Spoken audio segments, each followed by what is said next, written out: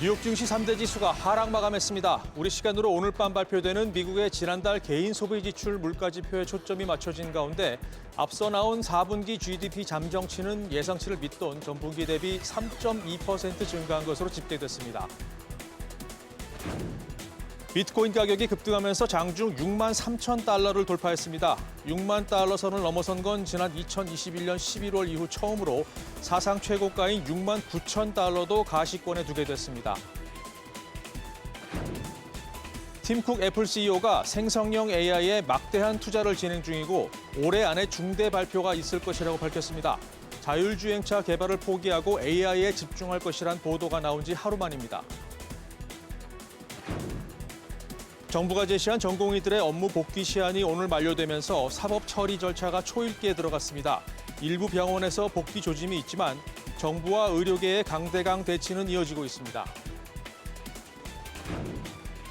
오늘은 전국이 대체로 흐리고 남부지방을 중심으로 비 소식이 있습니다. 아침 최저 기온은 영하 2도에서 영상 6도로 예보됐습니다. 여러분 안녕하십니까? 2월 마지막 날 목요일 모닝벨 시작합니다. 비트코인 가격이 최고점을 향해 달리고 있습니다.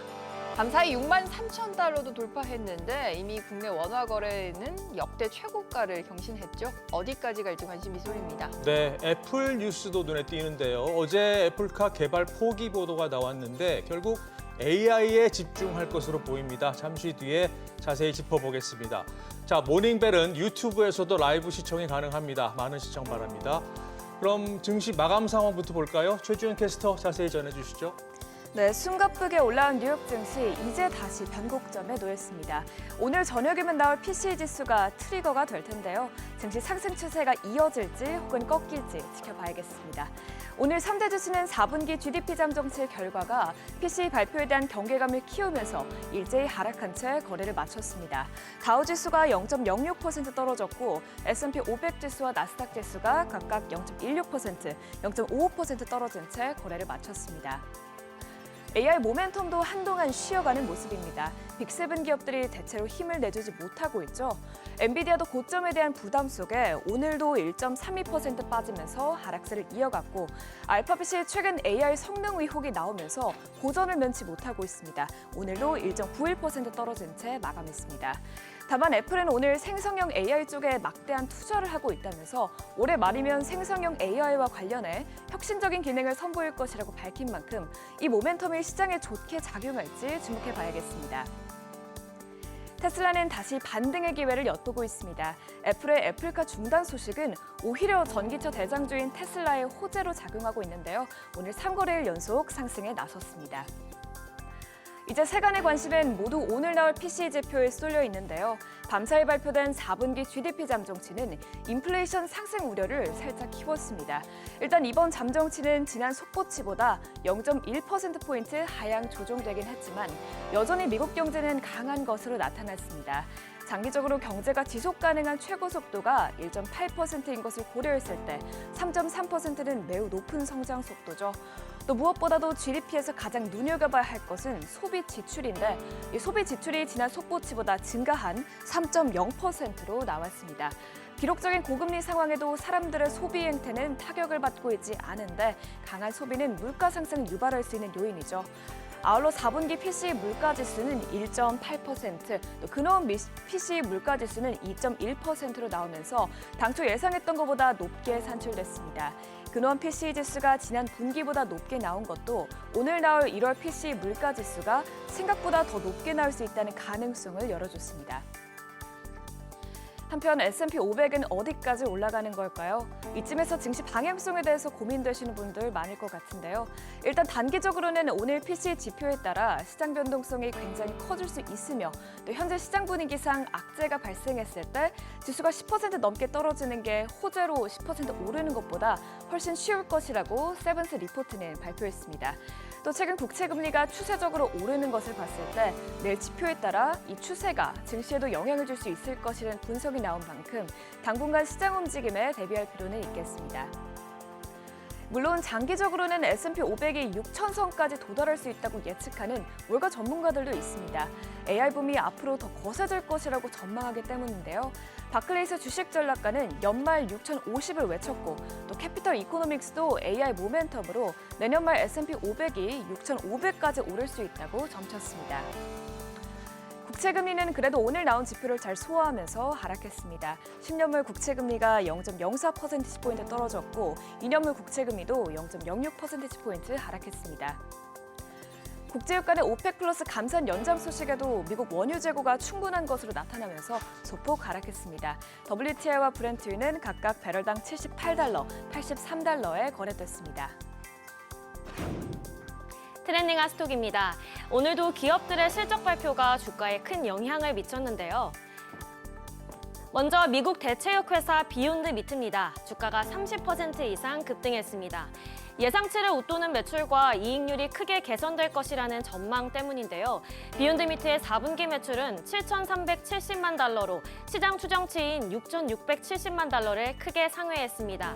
또 회사는 올해 순매출을 최대 3억 4,500만 달러로 예상했는데요. 이는 시장 예상치에 부합하는 수준입니다. 여기에 숏스키즈도 주가 상승에 영향을 미쳤습니다. 예상보다 강한 실적에 주가가 오르면서 매도 포지션을 잡은 숏 투자자들이 주식을 매수해 포지션을 청산하는 숏스키즈가 촉발된 것으로 분석됩니다. 미국의 테이저건 제조업체 엑슨엔터프라이즈 역시 4분기 실적 발표 후 주가가 13.76% 상승했습니다. 엑스는 스마트 디바이스 도구, 디바이스인 테이저, 가상현실 교육 서비스 및 소비자 디바이스를 개발하는 회사인데요. 전문가들은 엑슨을 올해 높은 매출액 성장률을 기록할 것으로 기대했는데 예상대로 엑슨은 4억 3,200만 달러의 수익과 EPS 1.12달러를 기록했습니다. 시장 전만치인 주당 85센트를 훨씬 상회하면서 주가가 크게 상승했습니다. 다음은 세계 최대 규모의 오픈마켓 이베이입니다. 예상치를 상회한 회사의 4분기 매출과 수익은 주가를 끌어올렸는데요. 주가는 7.86%, 상승했습니다. 또 20억 달러의 자사주 매입 소식과 배당금을 2센트 인상하겠다는 것도 주가 상승에 크게 기여했습니다. 세계 최대 데이팅 앱 틴더의 경쟁사로 꼽히는 회사죠. 미국의 데이팅 앱 범블의 주가는 14% 넘게 하락했습니다. 현재 데이팅 앱은 사용자 유입과 전환이 지체되면서 성장 둔화에 직면했는데요. 범블의 4분기 매출은 2억 7,360만 달러로 전년 동기 대비 13.25% 늘었지만 시장 추정치에는 미치지 못했습니다. 손실액 또한 주당 19센트로 집계됐습니다. 1분기 매출 전망도 캄캄한데요. 회사는 전문가 추정치보다 낮은 최대 2억 6,800만 달러로 예상하고 있습니다. 또 약 310명의 인력 감축 계획 역시 주가 하락의 요인으로 꼽히고 있습니다. 오늘 다수의 의류 소매 업체들이 실적을 발표했습니다. 그중 어바나우피터스는 실망스러운 4분기 실적을 내놓았는데요. 회사는 LSEG 분석가들이 예상한 15억 달러를 밑도는 14억 9천만 달러의 매출을 기록했습니다. EPS도 69센트로 전년 동기 대비 약 81% 증가했지만 시장 전만치에 비해서는 하락했습니다. 이에 따라 주가는 12% 넘게 하락했는데요. 이는 2019년 11월 이후로 맞는 최대 하락폭입니다. 마지막으로 중국 최대의 인터넷 검색 기업 바이두입니다. 회사는 시장 예상치를 빗나간 4분기 조정 에비타와 매출을 발표했는데요. 회사의 12월 분기 순이익은 26억 위안으로 이 중 상당 부분이 우선주에 대한 지분 회계 손실에서 비롯됐습니다. 바이두의 AI 챗봇 어니봇이 광고 매출을 증가시키긴 했지만 회사의 손실을 메우기에는 역부족인 것으로 분석됩니다. 이에 따라 바이두의 주가는 8% 넘게 떨어졌으며 약 103달러에 거래됐습니다.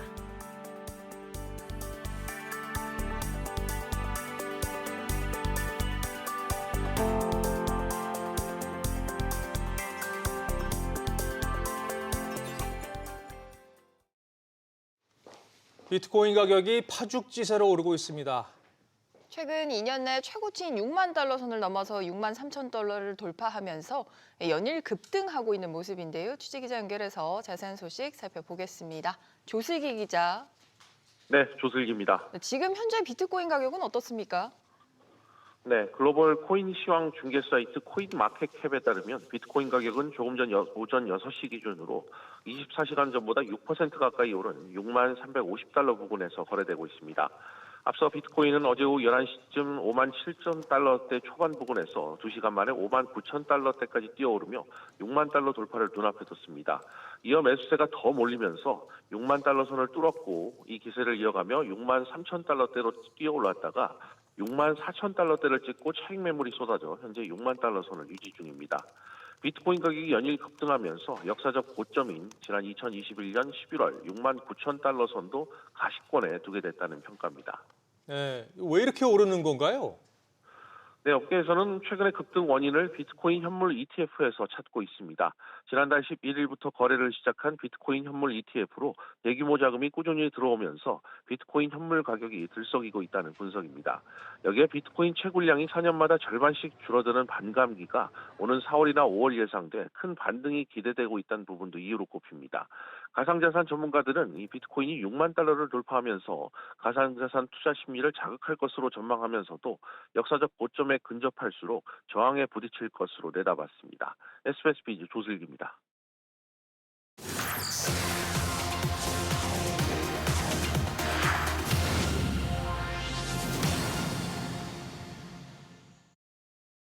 네, 애플이 10년간 투자했던 자율주행 전기차 애플카 개발을 전격 중단했다는 보도가 나왔습니다. 빅테크들 사이 인공지능 주도권 경쟁에서 밀리면서 힘에 좀 애플이 붙이는 모습을 보이더니 결국은 인공지능에 올인하기로 한 것으로 보이는데요. 뉴스픽 이한나 기자와 살펴보겠습니다.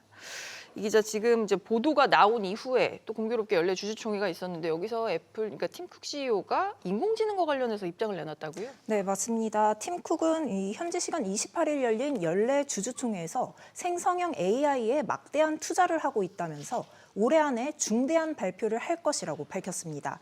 앞서 팀 쿡은 지난 1일 애플 실적 발표 뒤 열린 컨퍼런스 콜에서도 연내 생성형 AI 모델을 공개하겠다고 밝혔었는데요.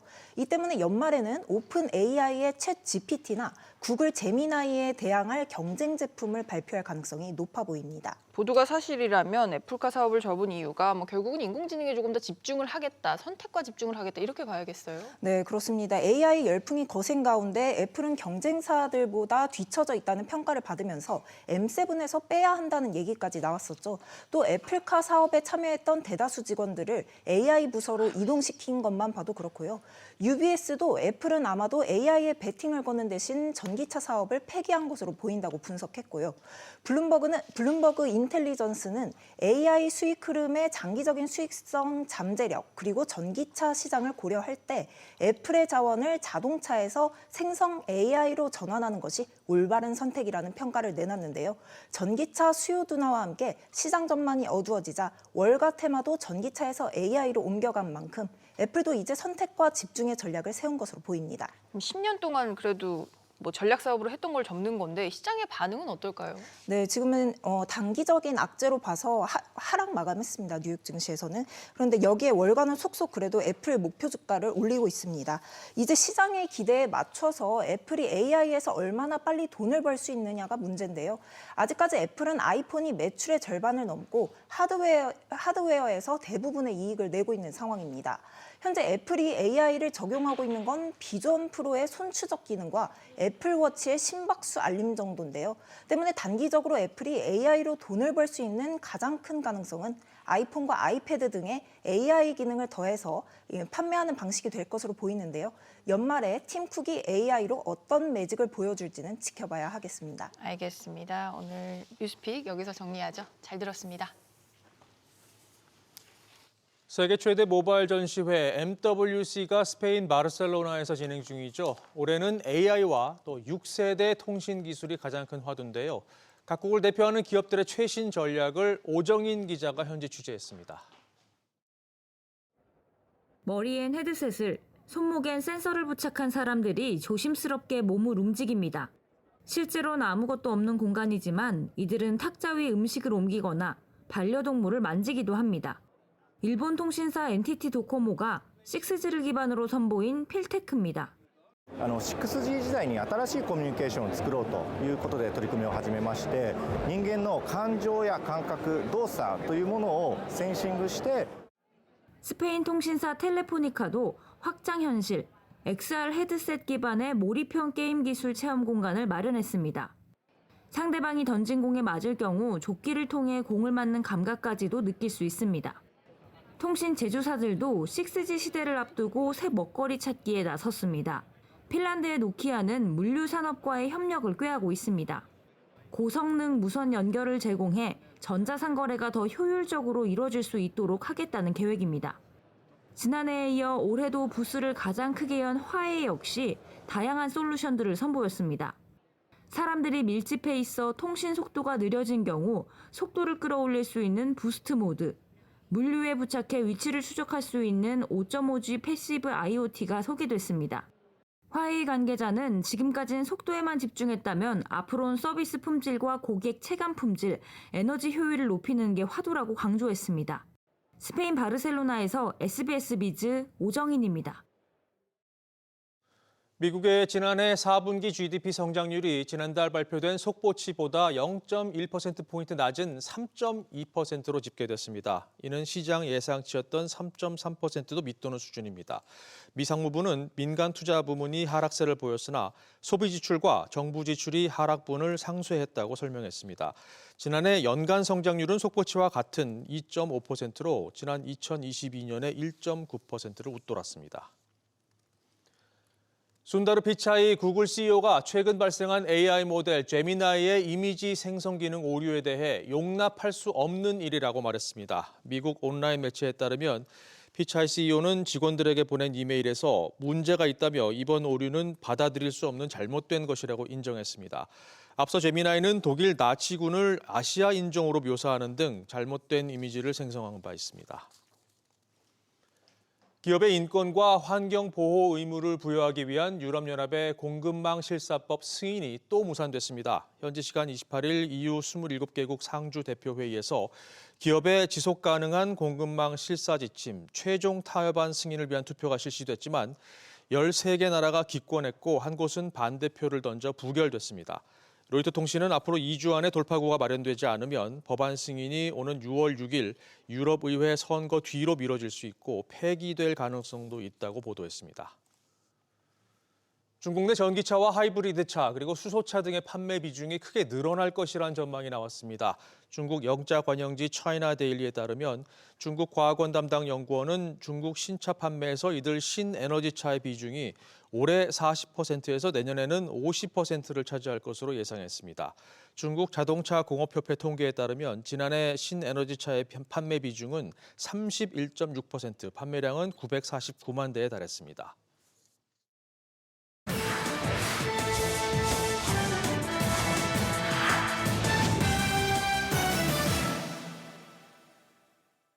오늘 글로벌 비즈, 일본의 반도체 르네상스를 위해 선봉에 선 라피더스 소식부터 인도 대신 한국으로 눈을 돌리며 코스피 베팅에 나서고 있다는 분석까지 속속 짚어보겠습니다. 일본 정부가 반도체 제국 부활을 위해 직접 꾸린 드림팀 라피더스가 첫 계약을 맺었습니다. 반도체 전설로 불리는 짐 켈러가 수장으로 있는 텐스토렌트와 2나노 공정의 인공지능 반도체 생산을 위한 계약을 맺었는데요. 2나노 이하 공정 프로젝트를 수주한 곳은 대만의 TSMC, 미국의 인텔, 그리고 우리나라의 삼성전자 이렇게 세 곳에 불과했는데 라피더스도 어깨를 나란히 하게 됐습니다. 라피더스는 토요다와 키옥시아, 소니, 소프트뱅크 등 일본을 대표하는 기업 8곳이 첨단 반도체 국산화를 위해 설립된 회사인데요. 이른바 일본의 반도체 드림팀으로 불리면서 정부가 대규모 자금을 지원해 사실상 주도하고 있습니다. 최근 TSMC의 일본 구마모토 공장이 본격 시동을 건 데 이어서 라피더스까지 움직이면서 일본의 입지가 커지고 있다는 평가가 나옵니다. 특히 라피더스의 2나노 공정 진출은 글로벌 파운드리 2위 삼성전자의 새로운 위협이 될 수 있다는 평가를 받고 있는데 첨단 반도체 양산 계약을 둘러싼 수주 경쟁에 한층 더 불이 붙는 모양새입니다. 중국 부동산 위기를 촉발한 헝다에 이어서 경영난에 시달리던 비구이안도 청산 심리를 받게 됐습니다. 채권자인 에버크레딧 측이 홍콩 고등법원에 청산을 요청했는데요. 디폴트 상태인 비구이안이 우리 돈 2천억 원 이상의 채무에 대해 지급 의무를 이행하지 못했다는 입장을 밝히면서 오는 5월 17일로 첫 청산 심리 기일이 잡혔습니다. 한때 중국 최대 부동산 개발업체 중 하나였던 비구이안은 지난해 10월 처음 역외 채무에 대한 디폴트에 빠지면서 중국의 부동산 위기론을 부채질했죠. 로이터는 이번 총원으로 중국 부동산 문제를 둘러싼 우려가 다시 커질 수 있고 실제 청산이 이뤄지면 부동산 위기 심화는 물론 중국 경제 회복도 늦어질 수 있다고 진단했습니다. 최근 각광받고 있는 인도 대신 한국에 눈길을 돌리며 코스피 베팅에 나서고 있는 글로벌 자산운용사들 소식도 살펴보죠. 야누 샌더스는 인도 투자 비중을 줄이고 한국 주식에 베팅했는데요. 한국 정부의 증시 밸류업 방안에 따라 배당 수익률 상승에 대한 기대감이 커지고 있기 때문입니다. 세투라 포트폴리오 매니저는 한국 주식의 가치 상승 기회를 놓치고 싶지 않아 전체 인도 비중 일부를 줄였다면서 한국의 높은 배당 수익률과 기업 개혁 움직임 등이 주가 수익률을 높이고 있다고 강조했습니다. 다만 인도는 여전히 다른 아시아 증시에 비해 우수한 거시경제 테마주로 보고 있다며 배당 확대와 증시 개혁 테마에 투자하려면 한국 증시가 향후 6개월에서 12개월은 훨씬 더 매력적인 투자처라고 생각한다라고 덧붙였습니다. 또 다른 자산운용사 위즈덤트리의 제프 베니거 역시 최근 자신의 소셜미디어에 태극기 사진을 게시하면서 한국 증시 강세에 관한 메가스레드 코리아 디스카운트가 끝났다라는 포스팅을 연일 게재했습니다. 블룸버그가 집계한 데이터에 따르면 코스피 지수는 1년 선행 수익 기준 배당 수익률이 2.45%로 인도 니프티 50 지수의 1.5%보다 높았습니다. 또 올 들어 외국인들은 한국 주식에 77억 달러를 투자했는데 반면 같은 기간 인도에서는 30억 달러 넘게 회수된 것과 대조적이라고 통신은 진단했습니다. 최근 사이버 트럭을 선보인 이후 지지부진한 모습을 보고 있는 테슬라가 회심의 카드를 꺼내들었습니다. 전기 스포츠카 로드스터 출시를 밝혔는데요. 머스크는 자신의 소셜미디어에 마침내 로드스터 생산 계획이 자리 잡았음을 시사하면서 올해 말이면 시제품을 선보일 수 있고 내년 출시할 수 있을 것이라고 밝혔습니다. 그러면서 스페이스X의 도움을 받아 디자인 설계를 마친 로드스터는 정지 상태에서 시속 60마일, 약 100km에 도달하는 시간이 1초도 안 걸린다며 이 같은 성능은 그나마 가장 덜 흥미로운 기능이라고 자신감을 내비쳤습니다. 야심찬 포부를 밝히긴 했지만 최근 테슬라 전기차 선두의 여유롭던 모습보단 초조함도 한편에서 느껴지는데요. 그도 그럴 것이 비아디를 비롯한 중국 업체들이 가격 경쟁을 앞세워 총공세를 퍼붓고 있는 데다 신기술의 늪이라는 평가와 함께 전반적인 전기차 시장은 냉랭하기만 합니다. SNE 리서치에 따르면 올해 글로벌 전기차 시장에서는 1,675만 대가 새롭게 판매될 것으로 보이는데 1년 전과 비교해 19% 성장에 그치는 수준인데요. 2021년 100% 넘는 성장률을 기록하며 정점을 찍은 뒤 줄곧 내리막을 기록하면서 장밋빛 전망에도 물음표가 달리고 있는 상황입니다. 이에 포드와 제너럴 모터스 등 대표 완성차 업체들은 일제히 생산 계획을 축소하며 전기차 전략 수정에 나섰고 애플은 10년간 공을 들인 애플카 프로젝트에서 손을 떼겠다고까지 했는데요. 차갑게 식어가는 전기차 시장에서 테슬라의 로드스터가 새로운 자극이 될 수 있을지 관심이 모아집니다. 디즈니가 인도 시장 확대를 위해 아시아 최고보와 손을 맞잡았습니다. 무케시 안바니가 이끄는 릴라이언스와 미디어 합작 회사를 설립하는 계약을 체결했는데요. 조인트 베처의 가치는 85억 달러, 우리 돈 11조 원에 달합니다. 여기서 그치지 않고 릴라이언스는 합작사 성장 전략에 우리 돈 1조 8천억 원을 더 투자하기로 합의했고 디즈니 역시 현지 규제 당국의 승인이 이뤄지면 추가로 출자할 수 있다고 밝혔습니다. 세계 최대 인구를 자랑하는 인도는 엔터테인먼트 업체들이 군침을 흘리는 곳입니다. 하지만 토종 업체들이 시장을 장악하고 있어 디즈니 같은 외국 업체들이 고전을 면치 못했는데 그 돌파구로 인도 업체와 합작이라는 카드를 꺼내들며 시장 공략에 나선 것으로 풀이됩니다. 지금까지 글로벌 비즈였습니다.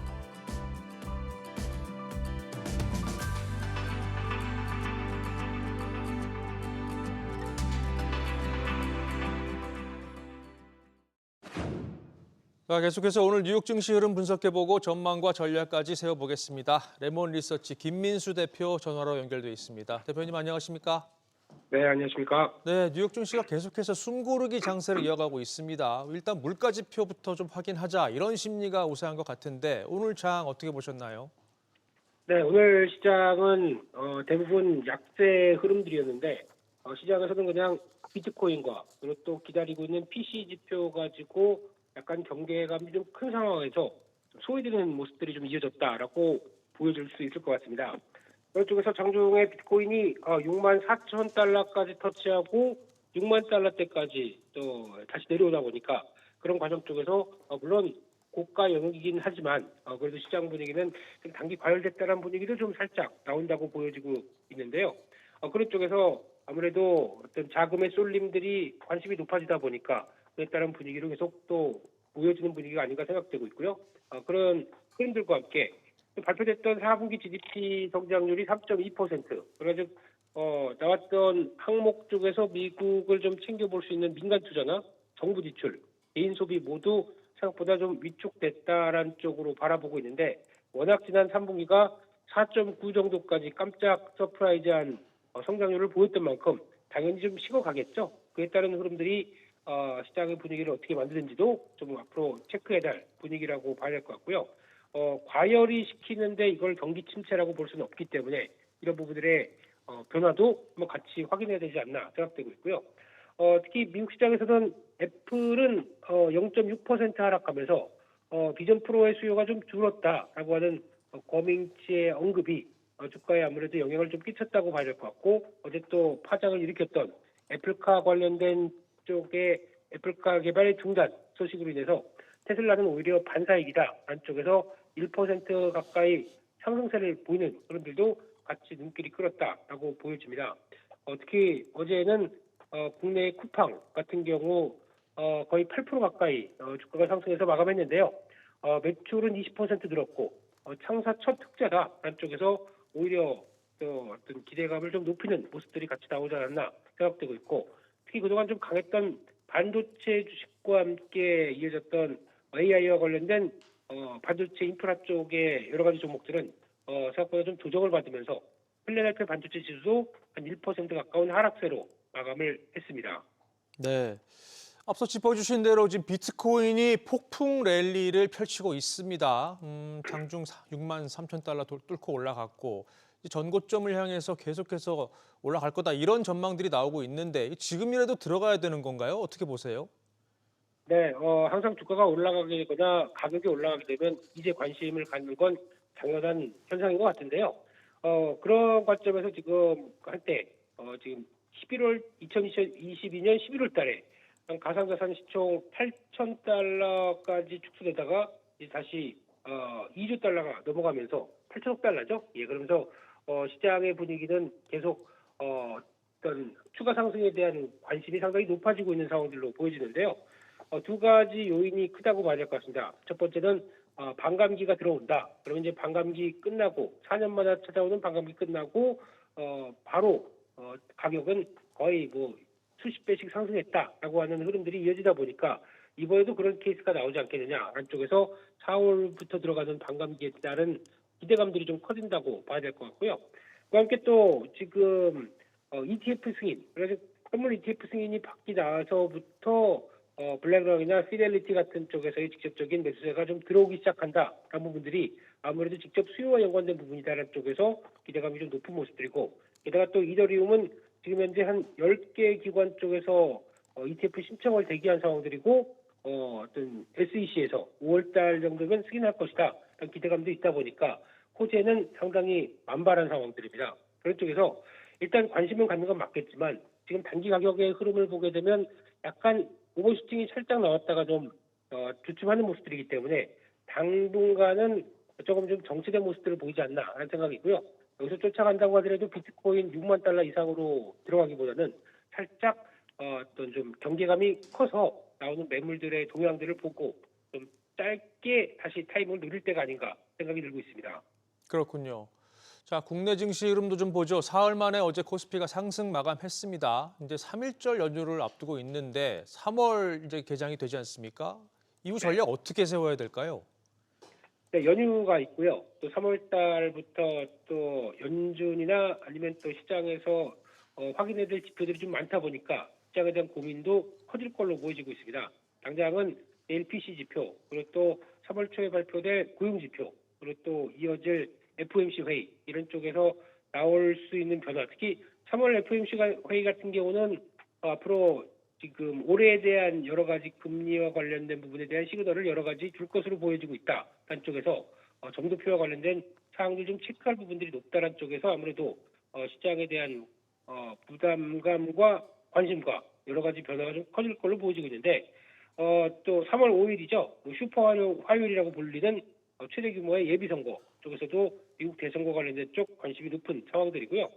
따라서 지금 시장 분위기는 그렇다고 해도 외국인들 쪽에서 매수자가 계속 꾸준히 들어오기 시작하면서 지난 또 고점대를 2,670을 돌파할 것이냐라는 부분들이 가장 큰 관건으로 보여지고 있는데 매수세 충분하고 그에 따른 변화 바싹 다가서기 시작하게 되면 시장에 대한 또 관심도 바뀌어질 수가 있기 때문에 지금은 한 2,620 이탈하느냐 아니면 다시 정고점대 바싹 붙여서 올라가느냐에 따라서 단기 변동성도 커질 수 있겠다라고 보시면서 시장 흐름들, 섹터 흐름들 체크하셔야 될 것 같습니다. 네, 답답한 흐름이 좀 바뀌었으면 좋겠습니다. 자, 지금까지 김민수 레몬 리서치 대표였습니다. 오늘 말씀 고맙습니다.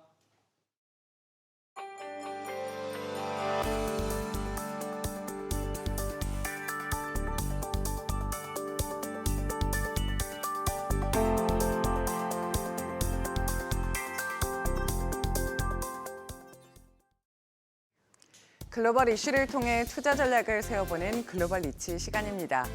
미국의 지난해 4분기 GDP 성장률이 3.2%로 잠정 집계됐습니다. 지난달 발표된 속보치에서 0.1%포인트 하향 조정된 건데요. 지난해 3분기 4.9%와 비교하면 낮은 수치지만 6분기 연속 2%가 넘는 성장세를 보였다는 점에서 선방했다는 평가가 많습니다. 이처럼 미국 경제가 여전히 견고하다는 사실이 다시 한번 확인되면서 연착륙에 대한 기대감도 커졌는데요. 세계 최대 채권운용사 핌코의 제롬 슈나이더 이사는 연착륙이 가능하지만 그 가능성이 높지는 않다고 주장했습니다. 경기 침체에 빠지지 않을 뿐 미국 경제의 성장세가 둔화할 것이라고 경고했는데요. 때문에 현재로서는 위험 자산인 주식보다는 채권이 훨씬 더 매력적이라고 평가했습니다. What we think is that the economy still moves forward at a slower GDP growth than we saw back in 2023, which doesn't necessarily forebode a deep recession or the like. We just have to get more comfortable that as we have higher rates, ones that are more in tune with the Fed's outlook, we're going to necessarily see that risk-taking be a little bit more subdued over longer periods of time. And more importantly, that risk-taking is going to be more specific in certain elements of risk-taking in specific sectors versus a broad-based risk-taking that's happened. So we do think that there ultimately is going to be a recalibration, if you will, of tendencies of how you think about fixed income versus equities. But specifically where we are right now, we're finding that fixed income element much more attractive in terms of volatility management, in terms of income potential, and total return at that point in time. 연준의 조기 금리 인하 기대감이 낮아지면서 최근 미국의 국채 금리는 오름세를 보였습니다. 오늘 장에서는 하락했지만 10년물 국채 금리 여전히 4.2% 후반대에서 거래되고 있습니다. 핌코의 슈나이더 이사는 최근의 국채 금리 상승세가 채권 투자 기회를 만들고 있다고 말했는데요. 연준이 올해 후반부에 금리를 인하할 것으로 예상되는 만큼 지금이 채권 투자 기회라고 강조했습니다. 그러면서 현금에서 나와 듀레이션, 즉 채권 만기를 늘려야 한다고 조언했습니다. What we're ultimately are seeing over the past 4 weeks or so is that this rate adjustment, the movement toward these higher yields that we haven't seen in quite a while, is creating a sense of opportunity. Perhaps some of those investors who missed some of the higher yields back in 2023 are revisiting that, and more importantly, looking to move some of those assets out of cash, even though cash rates are still near that peak that we've witnessed for a long period of time. They want to take advantage of some of that price appreciation, which will end up ultimately developing once the Federal Reserve moves into action later on this year. So investors want to begin to think about what that means to their portfolio and not necessarily miss the opportunity to extend that duration out of the cash component of their portfolios, which has been inundated over the past few years. 미국 경제조사기관 컨퍼런스 보드의 수석 이코노미스트는 미국 경제를 어떻게 보고 있을까요? 더 이상 경기 침체가 일어날 것이라고 생각하지는 않지만 올해 경제 성장세가 둔화할 것이라고 경고했습니다. 다만 시장이 기대하는 연착륙에는 성공할 것이라고 전망했는데요. 인플레이션도 계속해서 둔화할 것이라며 최근에 다시 불거진 인플레이션 우려를 일축했습니다. We're probably going to see slower growth. This year, we no longer have a recession call, but we do have growth hovering around zero around the middle of the year, but then picking up later this year as interest rates come down. I kind of define soft landing as not going into a global recession and inflation gauges around the world returning to 2%. or whatever the threshold is or the range is for each economy. In the U.S., it's clearly 2%. But we never called for a global recession. We did say that there were going to be regional recessions around the world, and we've seen that throughout Europe, parts of Latin America. China seeing very slow growth this year. Japan dipped into a recession. So we are seeing these minor recessions around the world. We could continue to see that this year. But in terms of a global recession, no. And we are pretty confident that inflation is going to continue to decelerate. Certainly, as many central banks have hiked interest rates very aggressively, some are actually starting to cut. And we think that the majors, being the US and Europe, will start cutting interest rates probably around the springtime, middle of this year. 미국 경제가 연착륙에 성공하겠지만 올해 성장세는 둔화할 것이라는 의견이 많습니다. 때문에 현재로서는 주식보다 채권이 더 매력적이고 지금이 채권 투자 기회라는 말이 나오는데요. 그럼 오늘도 글로벌 리치와 함께 부자 되는 투자 전략 세워보시죠.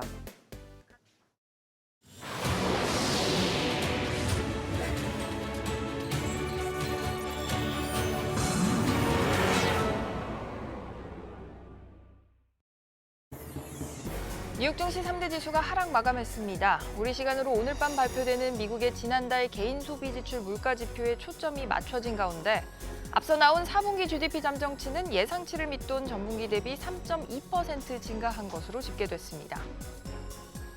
비트코인 가격이 급등하면서 장중 6만 3천 달러를 돌파했습니다. 6만 달러를 넘어선 건 지난 2021년 11월 이후 처음으로 사상 최고가인 6만 9천 달러도 가시권에 두게 됐습니다. 팀쿡 애플 CEO가 생성형 인공지능에 막대한 투자를 진행 중이고 올해 안에 중대 발표가 있을 것이라고 밝혔습니다. 자율주행차 개발을 포기하고 인공지능에 집중할 것이란 보도가 나온 지 하루 만입니다. 정부가 제시한 전공의들의 업무 복귀 시한이 오늘 만료되면서 사법 처리 절차가 초읽기에 들어갔습니다. 일부 병원에서 복귀 조짐이 있지만 정부와 의료계의 강대강 대치는 이어지는 모습입니다. 오늘은 전국이 대체로 흐리고 남부지방을 중심으로 비 소식이 있겠습니다. 아침 최저기온은 영하 2도에서 영상 6도 사이로 예보됐습니다.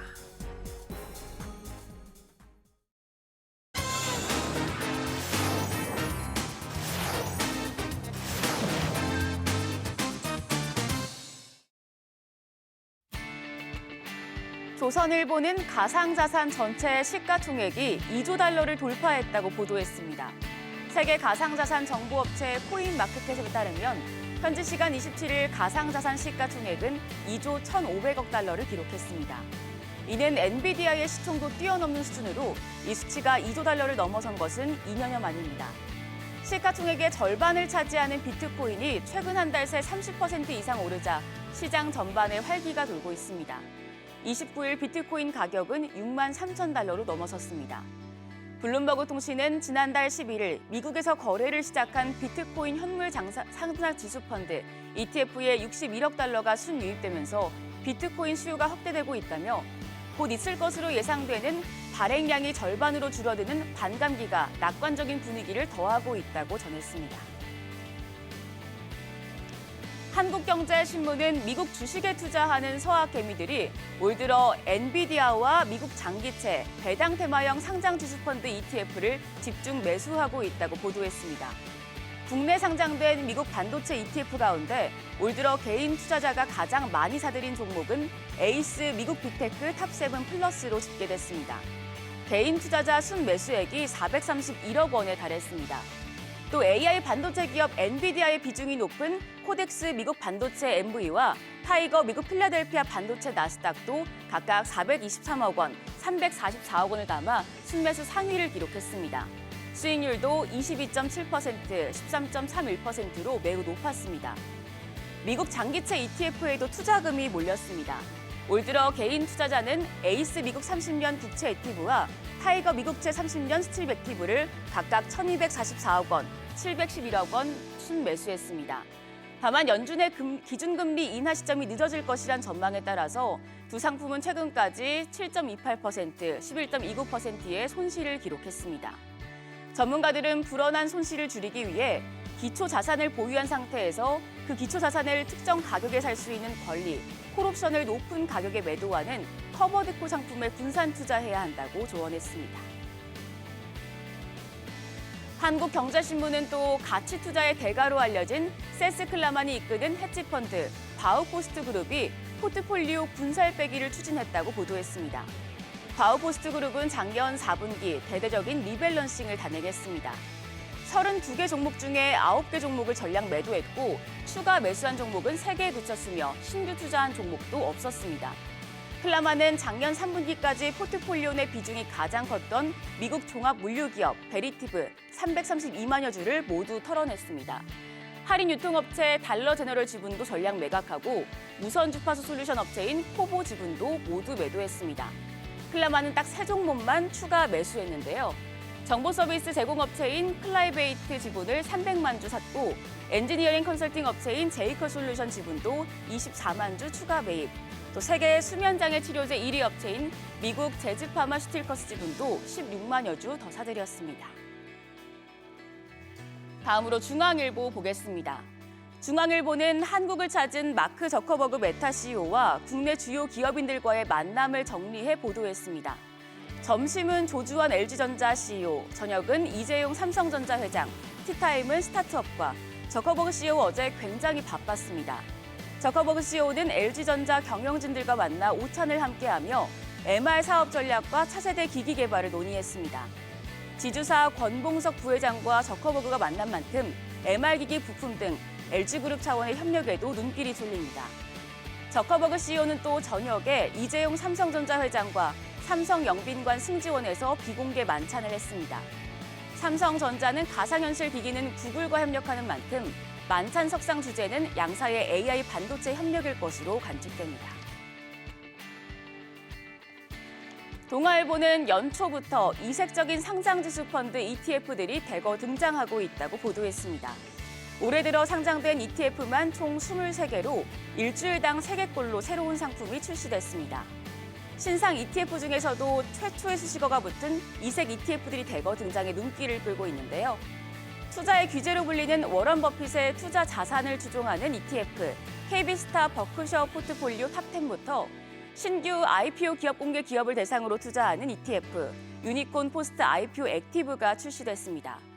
국내 최초로 비만 치료제 기업에 집중적으로 투자하는 코덱스 글로벌 비만 치료제 탑2 플러스도 주목받았습니다. ETF 시장 규모가 2030년 300조 원까지 커질 것으로 기대되는 가운데 자산 운용사들이 신규 상품 출시 경쟁에 붙으면서 역대급 시즌을 예고하고 있습니다. 다만 이색 ETF 대부분이 테마형 ETF 상품으로 변동성이 크기 때문에 투자에 유의하셔야 합니다. 마지막으로 매일경제신문은 정부가 역대 최대인 수출 7천억 달러를 달성하기 위한 드라이브를 건다고 보도했습니다. 정부는 올해 반도체와 자동차 등 20대 주력 수출 품목을 집중 지원하고 9개 타깃 시장을 공략한다는 방침입니다. 공급망 분야에서는 반도체와 2차 전지, 자동차 수출에 주력하기로 했는데요.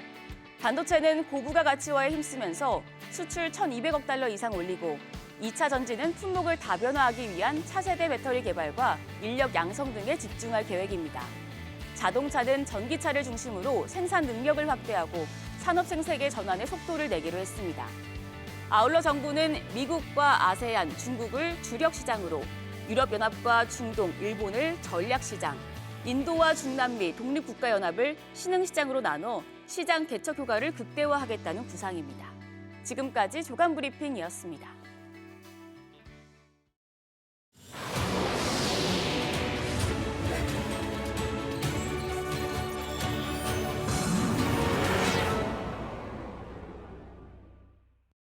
KT엔진은 다음 달 28일 대표이사 사장과 사회이사 선임 등 안건을 다룰 정기 주주총회를 개최합니다.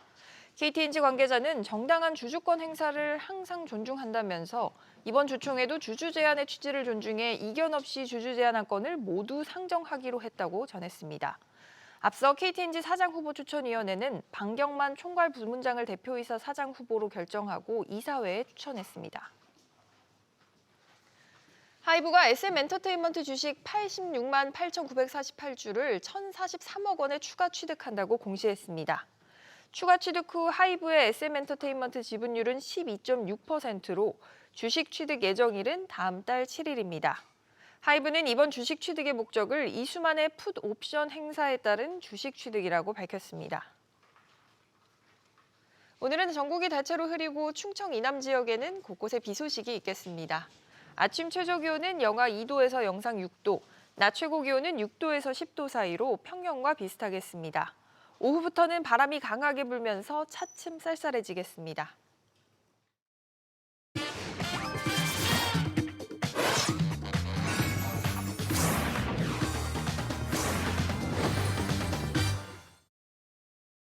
오늘 아침 주요 뉴스 키워드로 알아보는 시간입니다. 김대호 박사 나오셨습니다. 박사님 어서 오십시오. 네, 반갑습니다.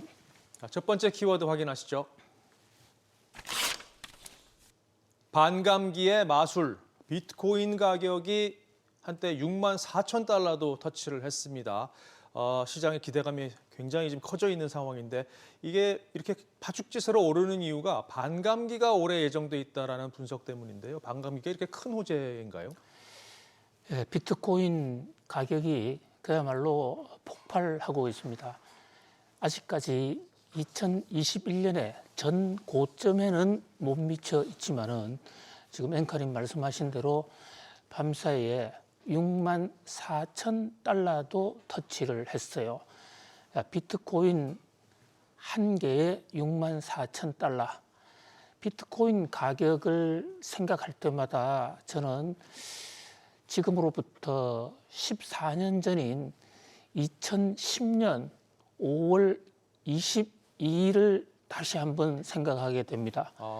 왜 그러신가요? 2010년 5월 22일 이전까지만 하더라도 비트코인 가지고 살 수 있는 물건이 아무것도 없었습니다. 네. 사토시 나카모토가 비트코인을 만들어내긴 했지만 하나의 호기심 있는 어떤 기호 상품이었을 뿐 실제 생활에서 거래되지는 않았거든요. 네. 그래서 이제 비트코인을 가지고 있는 사람이 비트코인을 실제 경제 생활에서 거래를 하기 위해서 여러 군데 오파를 냅니다. 비트코인을 엄청나게 줄 테니까 물건과 좀 바꾸자. 그런데 아무도 응하질 않았어요. 그런데 2010년 5월 22일 날 미국 플로리다에서 역사적인 비트코인 거래가 일어났습니다. 당시 파파이 존스 이 피자 가게에서요. 비트코인 가져와라. 그러면 피자를 팔아줄게 하고 이제 거래가 시작이 된 겁니다. 네. 그래서 지금도 비트코인 하는 사람들은 5월 22일이 되면 비트코인 피자 데이라고 해서 피자를 엄청나게 먹는 네. 그런 어떤 파티의 날로 치거든요. 근데 당시 시세가 얼마였느냐? 그 당시 시세를 알면 이게 최초의 시세고 지금 6만 4천 달러 그러니까 그동안에 몇 배 올랐느냐 이렇게 계산할 수가 있지 않겠습니까? 네. 2010년 5월 22일 날 첫 거래된 비트코인의 시세 그러니까 피자 두 판을 사는데 비트코인 1만 개를 지불을 했습니다. 아, 1만 개요? 예, 그렇습니다. 그러니까 비트코인 하나에는 5천 개의 그러니까 피자 하나에는 5천 개의 비트코인이 들어갔다 이런 얘기입니다. 자, 이렇게 되면 피자 하나에 그러니까 그 가격이 비트코인의 5천 배가 됐다라는 얘기거든요. 그러면 당시에 이 피자의 가격이 30달러였습니다. 네. 그러면 거꾸로 환산하면 당시 그 피자 한 판에 비트코인이 얼마였나? 0.0003 비트였습니다. 네. 그러니까 거의 뭐 제로 수준. 1만 개의 비트코인을 가져와야만 피자 하나를 먹을 수 있는 그런 시대가 됐다. 그런데 지금은 6만 4천 달러다. 그러면 몇 배 올랐느냐? 6만 4천 곱하기 5천을 해줘야 되는 계산하기도 어려운 네. 엄청난 배수로 비트코인 가격이 올랐다라고 볼 수 있습니다. 그야말로 천지가 개벽하는 그 비트코인 시세의 폭발 장세다 이렇게 볼 수가 있습니다. 지금 가상화폐 총 시가총액이 2조 달러가 넘어섰는데요. 지금 2조 달러 이상 되는 종목은 뉴욕 증시에서도 마이크로소프트하고 애플 두 종목뿐입니다. 그러니까 엄청난 분량으로 늘어난 것이죠. 한때 비트코인이 굉장히 또 떨어지기도 했어요. 근데 최근에 다시 살아나서 가격이 오르는데 지금 왜 오르느냐? 앵커님 지적하신 대로 뉴욕 증시에서는 반감기 때문이다. 반감기라는 게 헬핑. 그러니까 지금 비트코인은 이 채굴을 합니다. 우리가 탄광에서 금이나 또는 석탄을 캐듯이 컴퓨터에서 퀴즈 게임, 프로그램 게임에 들어가서 맞히면 그러면 비트코인을 새로 줍니다. 요 주는 양을 4년에 한 번씩 반감기 기간이라고 해서 추가로 주는 양을 그러니까 답을 맞췄을 때 주는 그 보상을 반씩 줄여가는 겁니다. 그럼 공급 물량이 줄니까 수요가 일정하다면 가격이 오를 요인이 되는 것이죠. 그렇죠. 자, 반감기가 그동안에 3번 있었습니다. 2012년 1차 반감기 때는 무려 92배가 올랐고요. 2016년 2차 반감기에는 16배가 올랐습니다. 30배가 올랐습니다. 그다음에 3차 반감기인 지금으로부터 4년 전에 2020년에는 8배가 올랐습니다. 4차 반감기가 언제냐? 뭐 일각에서는 4월 15일이다. 이런 4월 25일이다. 이렇게 얘기하는데 이것은 정해진 바 없습니다. 아, 날짜가 정해진 건 아니군요. 그렇습니다. 이것은 이제 채굴자들이 당첨이 돼서 답을 맞춰서 그 보상해 나가는 금액이 일정 수준에 달하면 그때 반감이 되는데 현재 추정으로 4월 한 20일경일 것이다. 이런데 요즘 문제가 굉장히 어려워졌어요. 그런 것을 감안한다면 5월 초가 될 수도 있습니다.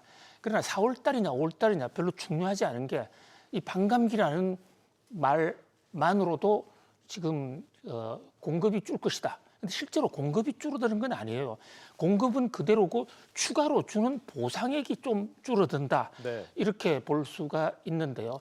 주식으로 치면 자사주를 매입해서 소각하는 게 아니고 무상증자를 하는데 무상증자 물량을 조금 줄인다. 이런 데 이제 심리적인 요인이 아무래도 크겠죠. 추가 보상 발행 물량이 줄어드니까 이것이 이제 가격이 올라가지 않느냐. 그런데 저는 반감기 이거 자체보다는 반감기에 편성해서 물량을 대폭 사재기하는 최근에 뉴욕 증시에서는 이 마이크론 스트래티지라는 회사가 있는데요. 이 마이크론 스트래티지라는 회사가 지금 전 세계에서 비트코인을 가장 많이 보유하고 있는데 최근에 엄청나게 사 들어갔거든요. 네. 자, 이 비트코인은 주식하고 달라서 어떤 실적표가 없습니다. 그렇기 때문에 투자에는 그만큼 리스크, 급격이 오를 가능성도 높고 또 급격이 떨어질 가능성도 있다. 그런 면에서 조심은 할 필요가 있겠습니다. 네. 방금 말씀하신 대로 실물이 없는 가상자산이기 때문에 좀 유의를 하셔야 될 것 같습니다. 다음 뉴스 키워드 보시죠. 애플카 헛꿈. 애플이 자율주행 전기차를 포기했다라는 보도가 나왔습니다. 이건 어떻게 봐야 될까요? 호재일까요? 악재일까요?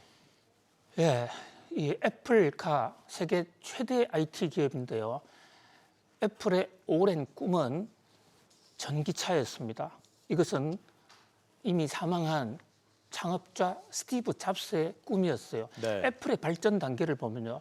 애플은 처음에 사무실에 있던 거대한 컴퓨터를 개인의 책상으로 퍼스널 컴퓨터로 이동했고 그것을 휴대폰으로 그리고 그 다음에는 스마트폰으로 네. 좀 더 작게 하면서 들고 다니는 그러고 나서는 나중에 차 속에서 모든 업무를 할 수 있는 그래서 자율주행 전기차는 사실상 4발 달린 걸어다니는 스마트폰이라는 차원입니다. 그런데 이것을 포기했다. 여기는 2가지 시사점이 있습니다. 하나는 자율주행이 생각만큼 어렵구나. 애플의 기술로도 안 된다 해서 포기했을 수가 있고요. 뭐 또 하나는 지금 AI가 다급하니까 우리도 AI 쪽으로 빨리 가자 이렇게 볼 수도 있습니다만은 현재 지금 전기차 시장이 굉장히 어렵습니다. 피바다라는 얘기가 나올 정도로 중국에서 시작된 지금 어떤 덤핑 경쟁, 네. 뭐 이런 것은 적어도 단기적으로 전기차 시장에는 큰 악재가 아니냐 이렇게 볼 수가 있는데요. 테슬라의 머스크는 이제 자기가 독주하게 됐으니까 호재다라고 웃는 표정을 했지만 애플도 안 되는 것을 과연 테슬라가 자율차 시대를 만들어낼 수 있을까 하는 이런 부정적인 시각도 있을 수가 있는 것입니다. 아무튼 이 자동차, 전기차, 특히 자율전기차에 대해서는 엄청난 방향 조절 또는 속도 조절을 예고하는 애플가의 어떤 10년 꿈의 포기다 이렇게 볼 수가 있을 것 같습니다. 최대 라이벌이 등장할 뻔했는데 테슬라에는 호재일까요? 그렇다면? 그러니까 지금 말씀드린 대로 지금 테슬라는 이제 혼자 할 수 있게 됐으니까 시장을 독점할 수 있게 됐다 하는 그런 어떤 그 호재 측면도 있는가 하면 동시에 애플도 못하고 포기한 거 테슬라들 할 수 있겠느냐. 그래서 호재와 악재가 엇갈리는 상황이다. 결국은 기술이 성공 여부를 좌우할 것으로 보입니다. 그렇군요. 자, 다음 뉴스 키워드 보시죠. 바이든 비토. 바이든 대통령이 미시간주에서 열린 프라이머리에서 예상대로 승리는 했습니다. 그런데 아랍계 표심이 등을 돌리고 있는 것이 확인이 됐습니다. 이게 앞으로 큰 걸림돌이 될 수 있겠죠. 미시간주에서 예비 경선이 있었는데요. 미시간주가 굉장히 중요한 게 여기가 바로 스윙 보트입니다. 여야의 지지율이 아주 근소한 지난 선거에서 바이든이 트럼프 대통령에게 1% 정도를 앞서면서 여기서의 선거인당 독식이 최종 후보 당선으로 결정적인 영향을 줬는데요. 네. 여기서 지금 바이든 대통령 예비 경선에서 압도적인 지지를 받았어요. 그런데 상대 후보가 거의 없기 때문에 뭐 지지는 너무나 당연한 것인데 네. 문제는 비토, 그러니까 바이든을 찍어서는 안 된다라는 표가 무려 10%나 달했는데 그 속에는 상당수가 아랍계가 조직적인 반발을 했다. 이런 지적이 나옵니다. 지금 이스라엘의 하마스 공격을 두고 무슬림들, 아랍계들이 지금 부글부글 끓어오는데요. 전통적으로 아랍계는 공화당에 워낙 반대를 많이 해왔기 때문에 민주당의 집토끼였습니다. 그런데 이번 선거에서 집토끼들이 떠나가지 않을까. 바이든 대통령으로는 또 하나의 악재가 현실화됐다. 이렇게 볼 수 있겠습니다. 그렇군요. 자, 계속해서 다음 뉴스 키워드 보시죠. 밸류업 오락가락.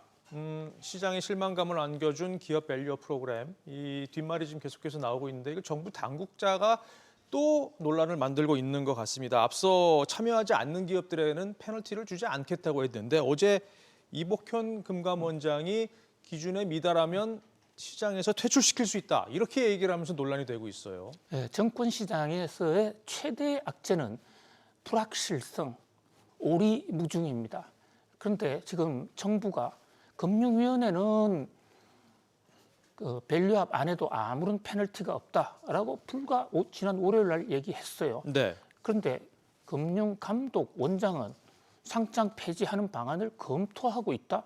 자, 금융위원회와 금융감독은 원래 같은 기구였어요. 지금은 분리가 돼 있는데 엄밀하게 얘기하면 금융위원회는 정책 결정, 그리고 금융감독원은 시장의 불공정 행위에 대한 감시 감독. 그러면 정책은 사실 금융위원회 소관이에요. 네. 그런데 금융감독원장이 금융위원회 위원장의 말을 뒤집는다. 국민들은, 투자자들은 헷갈리기만 합니다. 바로 이런 오락가락하는 정책 노선이 코리아 디스카운트의 요인이 아닐까라는 그런 볼멘 소리도 나오고 있다. 그런 측면에서 그동안에 바로 나온 정책도 아니고 몇 달간 뜸을 들이지 않았습니까?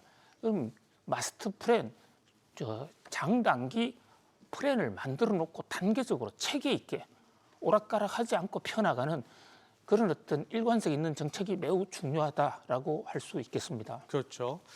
자, 오늘 마지막 뉴스 키워드 보시겠습니다. 아이스크림 짬짬이. 최근 수년간 아이스크림 가격을 담합한 식품업체 임원들에게 어제 유죄가 선고됐습니다. 이 납품 과정에서 사다리 타기를 했다는데 소비자 입장에서 참 씁쓸한 뉴스예요. 네, 우리나라 소비재 제품의 물가가 상당히 높고 그중에서 특히 아이스크림 같은 식품 가격이 높은데 이게 이렇게 짬짬이를 했다. 납품을 할 때요, 사다리를 타서 당선되는 사람이 먼저 혼자만 납품할 수 있도록 서로 짰다. 이런 얘기거든요. 네. 자, 그런 각도에서 이 아이스크림 업체의 담합은 어떤 사회 악이란 관점에서도 상당히 지금 지탄을 받고 있는데요. 빙그레, 롯데푸드, 롯데제과, 혜태제과 징역형의 실형을 받았습니다. 물론 집행유예로 다 풀어줬어요. 네. 그중에서도 가장 크게 받은 것이 이제 빙그레 임원과 회사까지 포함하면 빙그레가 가장 큰 벌금과 형벌을 받게 됐는데요. 일찍이 아담 스미스는 경제 자유를 강조했습니다.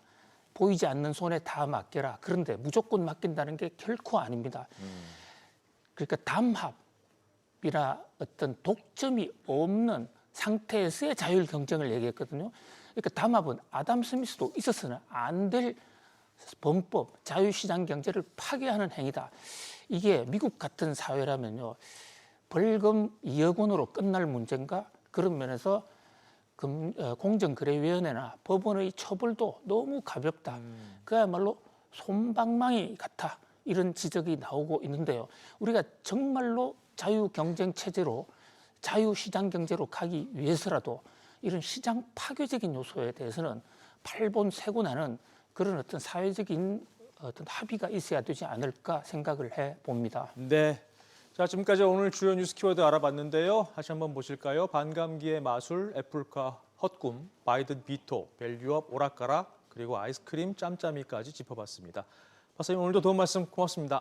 감사합니다.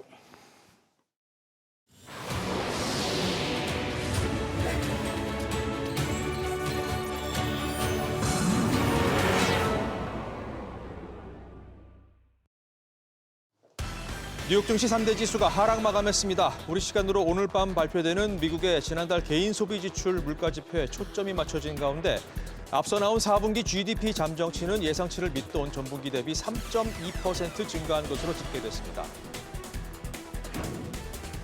비트코인 가격이 급등하면서 장중 6만 3천 달러를 돌파했습니다. 6만 달러를 넘어선 건 지난 2021년 11월 이후 처음으로 사상 최고가인 6만 9천 달러도 가시권해주게 됐습니다. 팀 쿡 애플 CEO가 생성형 AI에 막대한 투자를 진행 중이고 올해 안에 중대 발표가 있을 것이라고 밝혔습니다. 자율주행차 개발을 포기하고 AI에 집중할 것이란 보도가 나온 지 하루 만입니다. 정부가 제시한 전공의들의 업무 복귀 시한이 오늘 만료되면서 사법처리 절차가 초읽기에 들어갔습니다. 일부 병원에서 복귀 조짐이 있지만 정부와 의료계의 강대강 대치는 이어지고 있습니다. 오늘은 전국이 대체로 흐리고 남부지방을 중심으로 비 소식이 있습니다. 아침 최저기온은 영하 2도에서 영상 6도로 예보됐습니다. 목요일 아침 모닝벨 2부 시작합니다. 비트코인 가격이 최고점을 향해서 달리고 있습니다. 밤사이 6만 3천 달러도 돌파했는데 이미 국내 원화 거래는 역대 최고가를 경신했죠. 어디까지 갈지가 관심입니다. 네, 애플 뉴스도 눈에 띄는데요. 어제 애플카 개발 포기 보도가 나왔는데 결국 AI에 집중할 것으로 보입니다. 잠시 뒤에 자세히 짚어보겠습니다. 자, 모닝벨은 유튜브에서도 라이브 시청이 가능합니다. 많은 시청 바랍니다. 자, 그럼 증시 마감 상황부터 볼까요? 최준 캐스터 자세히 전해주시죠. 네, 숨가쁘게 올라온 뉴욕 증시는 이제 다시 변곡점에 놓였습니다. 오늘 저녁이면 나올 PCE 지수가 트리거가 될 텐데요. 증시 상승 추세가 이어질지 혹은 꺾일지 지켜봐야겠습니다. 오늘 3대 지수는 4분기 GDP 잠정치 결과가 PCE 발표에 대한 경계감을 키우면서 일제히 하락한 채 거래를 마쳤습니다. 다우 지수가 0.06% 떨어졌고 S&P 500 지수와 나스닥 지수가 각각 0.17%, 0.55% 하락했습니다. AI 모멘텀도 한동안 쉬어가는 모습입니다. 빅7 기업들이 대체로 힘을 내주지 못하고 있는데요. 엔비디아도 고점에 대한 부담 속에 오늘도 1% 넘게 빠지면서 하락세를 이어갔고 또 알파벳이 최근 AI 성능 의혹이 나오면서 고전을 면치 못하고 있습니다. 오늘도 1.91% 떨어졌습니다. 다만 애플은 오늘 생성형 AI 쪽에 막대한 투자를 하고 있다면서 올해 말이면 생성형 AI와 관련해서 혁신적인 기능을 선보일 것이라고 밝힌 만큼 이 모멘텀이 시장에 좋게 작용할지 주목해 봐야겠습니다. 테슬라는 다시 반등의 기회를 엿보고 있습니다. 애플의 애플카 중단 소식은 오히려 전기차 대장주인 테슬라의 호재로 작용하고 있는데요. 오늘 3거래일 연속 상승에 나섰습니다. 이제 세간의 관심은 모두 오늘 나올 PCE 지표에 쏠려 있는데요. 밤사이 발표된 4분기 GDP 잠정치는 인플레이션 상승 우려를 키웠습니다. 일단 이번 잠정치는 지난 속보치보다 0.1%포인트 하향 조정되긴 했지만 여전히 미국 경제는 강한 것으로 나타났습니다. 장기적으로 경제가 지속 가능한 최고 속도가 1.8%인 것을 고려했을 때 3.2%는 매우 높은 성장 속도죠. 또 무엇보다도 GDP에서 가장 눈여겨봐야 할 것은 소비 지출인데요. 소비 지출이 지난 속보치보다 증가한 3.0%로 나왔습니다. 기록적인 고금리 상황에도 사람들의 소비 행태는 타격을 받고 있지 않은데 강한 소비는 물가 상승 유발할 수 있는 요인이죠. 아울러 4분기 PCE 물가지수는 1.8%, 또 근원 PCE 물가지수는 2.1%로 나오면서 당초 예상했던 것보다 높게 산출됐습니다. 근원 PCE 지수가 지난 분기보다 높게 나온 것도 오늘 나올 1월 PCE 물가지수가 생각보다 더 높게 나올 수 있다는 가능성을 열어줬습니다. 한편 S&P 500은 어디까지 올라가는 걸까요? 이쯤에서 증시 방향성에 대해서 고민되시는 분들 많을 것 같은데요. 일단 단기적으로는 오늘 PCE 지표에 따라 시장 변동성이 굉장히 커질 수 있으며 또 현재 시장 분위기상 악재가 발생했을 때 지수가 10% 넘게 떨어지는 게 호재로 10% 오르는 것보다 훨씬 쉬울 것이라고 세븐스 리포트는 발표했습니다. 또 최근 국채 금리가 추세적으로 오르는 것을 봤을 때 내일 지표에 따라 이 추세가 증시에도 영향을 줄 수 있을 것이라는 분석이 나온 만큼 당분간 시장 움직임에 대비할 필요는 있겠습니다. 물론 장기적으로는 S&P 500이 6,000선까지 도달할 수 있다고 예측하는 월가 전문가들도 있습니다. AR붐이 앞으로 더 거세질 것이라고 전망하기 때문인데요.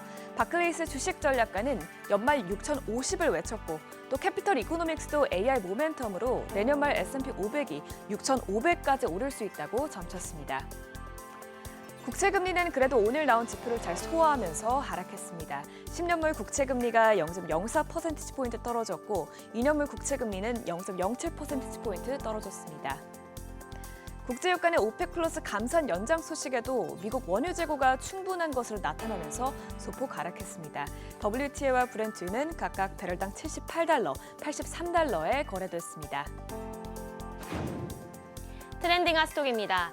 오늘도 기업들의 실적 발표가 주가에 큰 영향을 미쳤는데요. 먼저 미국의 대체육 회사 비욘드 미트입니다. 주가가 30% 이상 급등했습니다. 예상치를 웃도는 매출과 이익률이 크게 개선될 것이라는 전망 때문인데요. 비욘드 미트의 4분기 매출은 7,370만 달러로 시장 추정치인 6,670만 달러를 크게 상회했습니다.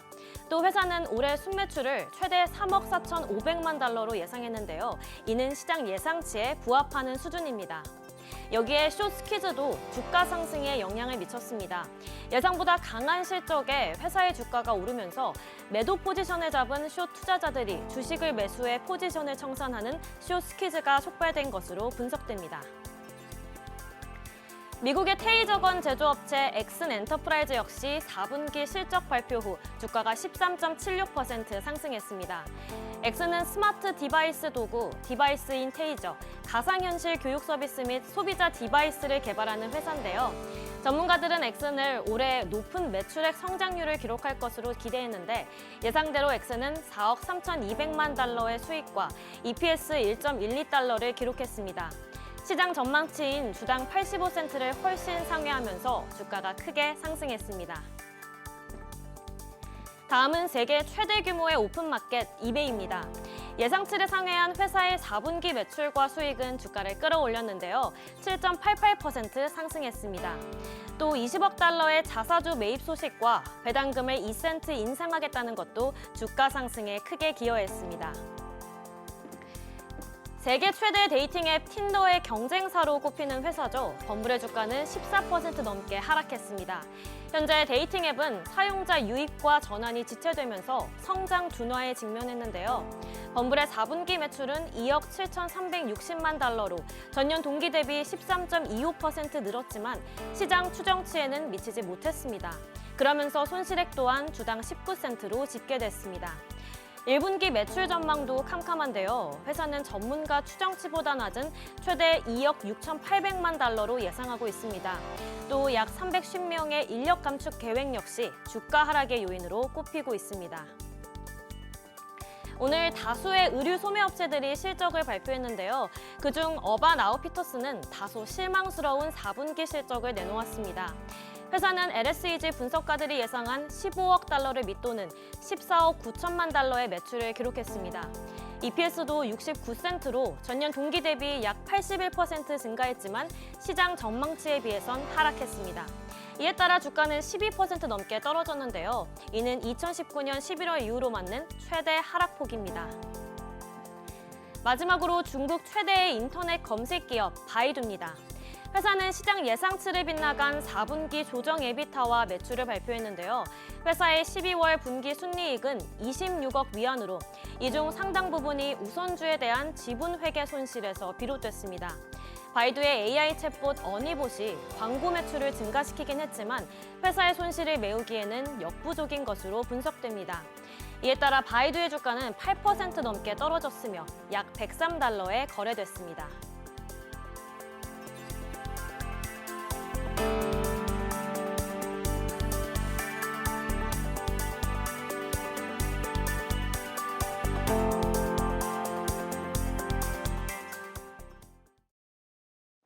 비트코인 가격이 파죽지세로 오르고 있습니다. 최근 2년 내 최고치인 6만 달러 선을 넘어서 6만 3천 달러를 돌파하면서 연일 급등하는 모습인데요. 취재기자 연결해서 들어보겠습니다. 조슬기 기자. 네, 조슬기입니다. 네, 지금 비트코인 가격은 어떻습니까? 네, 글로벌 코인 시황 중개 사이트 코인마켓캡에 따르면 비트코인 가격은 조금 전 오전 7시 10분 기준 24시간 전보다 7.5% 오른 6만 900달러 부근에서 거래되고 있습니다. 앞서 비트코인은 어제 오후 11시쯤 5만 7천 달러대 초반 부근에서 2시간 만에 5만 9천 달러대까지 뛰어오르며 6만 달러 돌파를 눈앞에 뒀습니다. 이후 매수세가 더욱 몰리면서 6만 달러 선을 뚫었고 이 기세를 이어가며 6만 3천 달러대로 뛰어올랐고요. 이후 6만 4천 달러대를 찍고 차익 매물이 쏟아지며 현재 6만 달러 선을 유지 중입니다. 네. 비트코인 가격이 또 연일 급등하면서 역사적 고점인 2021년 11월 6만 9천 달러 선도 가시권에 두게 됐다는 평가입니다. 아, 그렇군요. 자, 왜 이렇게 오르는 건가요? 네, 업계에선 최근의 급등 원인을 이 비트코인 현물 ETF에서 찾고 있습니다. 지난달 11일부터 거래를 시작한 이 비트코인 현물 ETF로 대규모 자금이 꾸준히 들어오면서 비트코인 현물 가격이 들썩이고 있다는 분석입니다.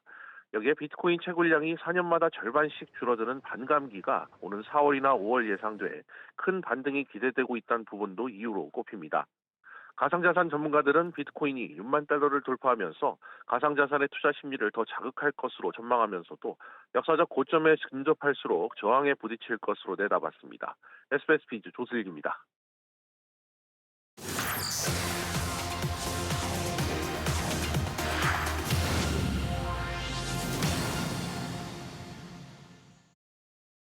애플이 지난 10년간 투자했던 자율주행적 기차 이른바 애플카 개발을 전격 중단했다는 보도가 나왔습니다. 빅테크들 사이에서 인공지능 주도권 경쟁에 밀리며 힘에 부치는 모습을 보이더니 애플이 결국 인공지능에 올인하기로 한 것으로 보이는데요. 오늘 뉴스픽 이한나 기자와 애플 이야기 해보겠습니다.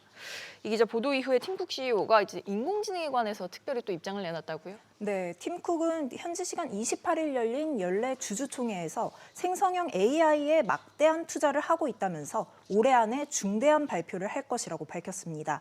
앞서 팀쿡은 지난 1일 애플 실적 발표 뒤 열린 그 컨퍼런스 콜에서도 연내 생성형 AI 모델을 공개하겠다고 밝혔었는데요.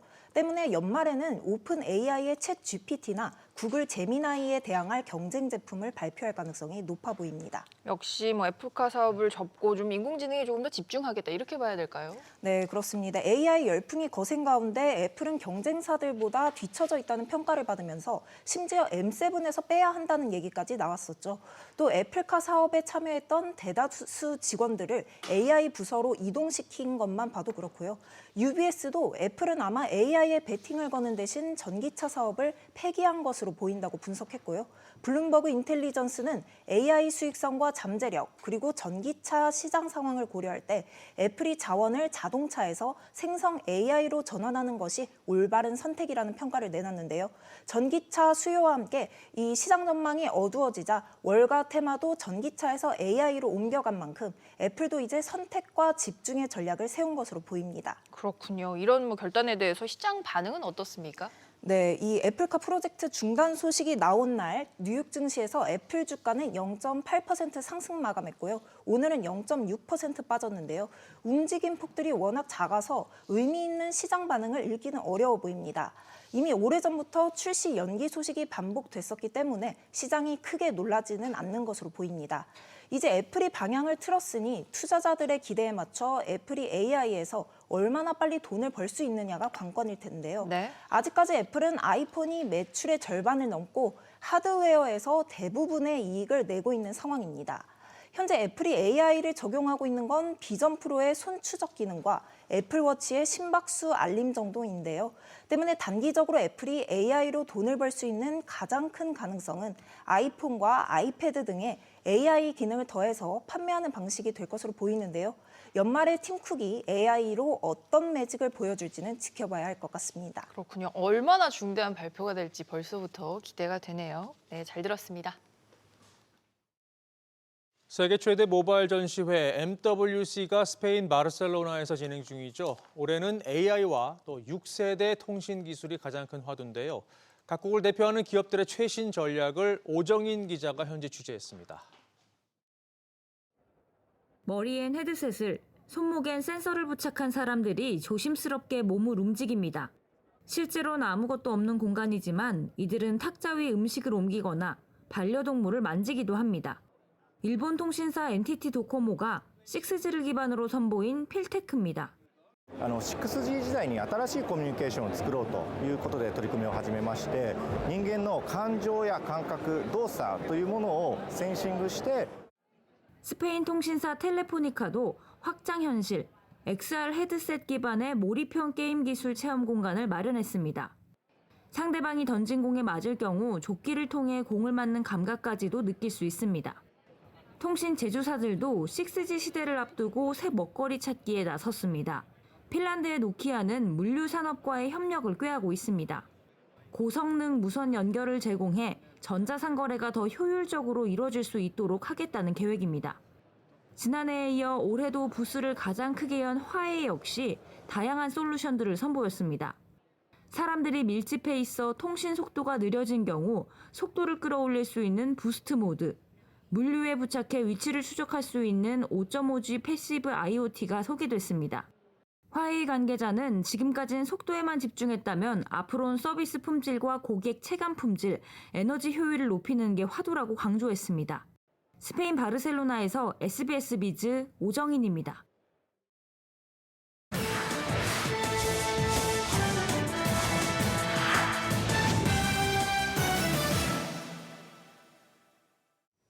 오늘 글로벌 비즈, 일본의 반도체 르네상스를 위해 선봉에 선 라피더스 소식부터 인도 대신 한국으로 눈을 돌리며 코스피 베팅에 나서고 있다는 분석까지 속속 짚어보겠습니다.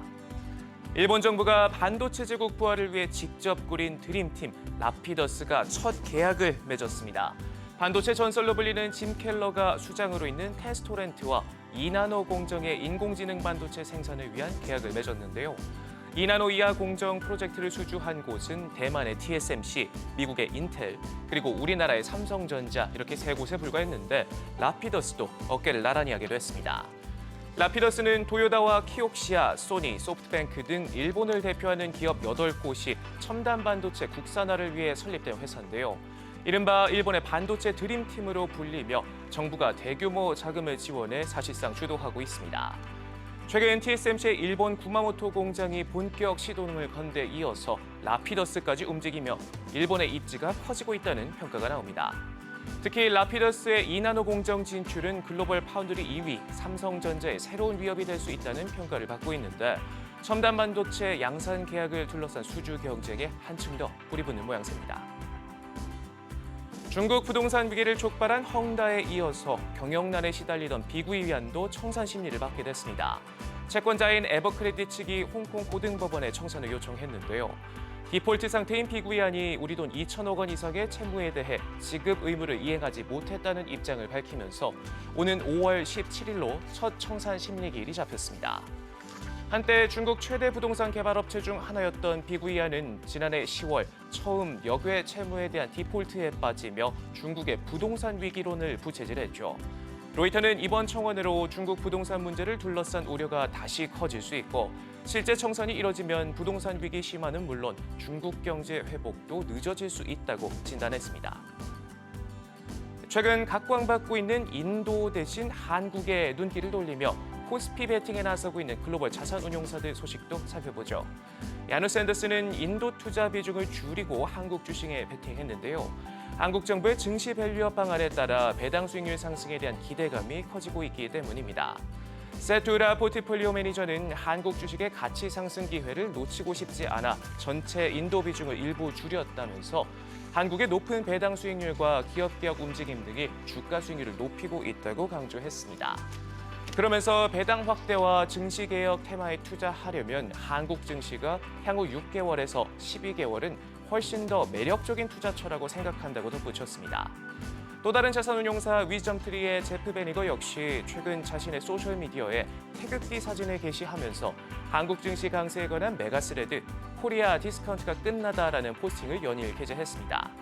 블룸버그가 집계한 데이터에 따르면 올해 들어 외국인들은 한국 주식에 77억 달러를 투자했는데 반면 같은 기간 인도에서는 30억 달러 넘게 회수된 것과 대조적이라고 통신은 진단했습니다.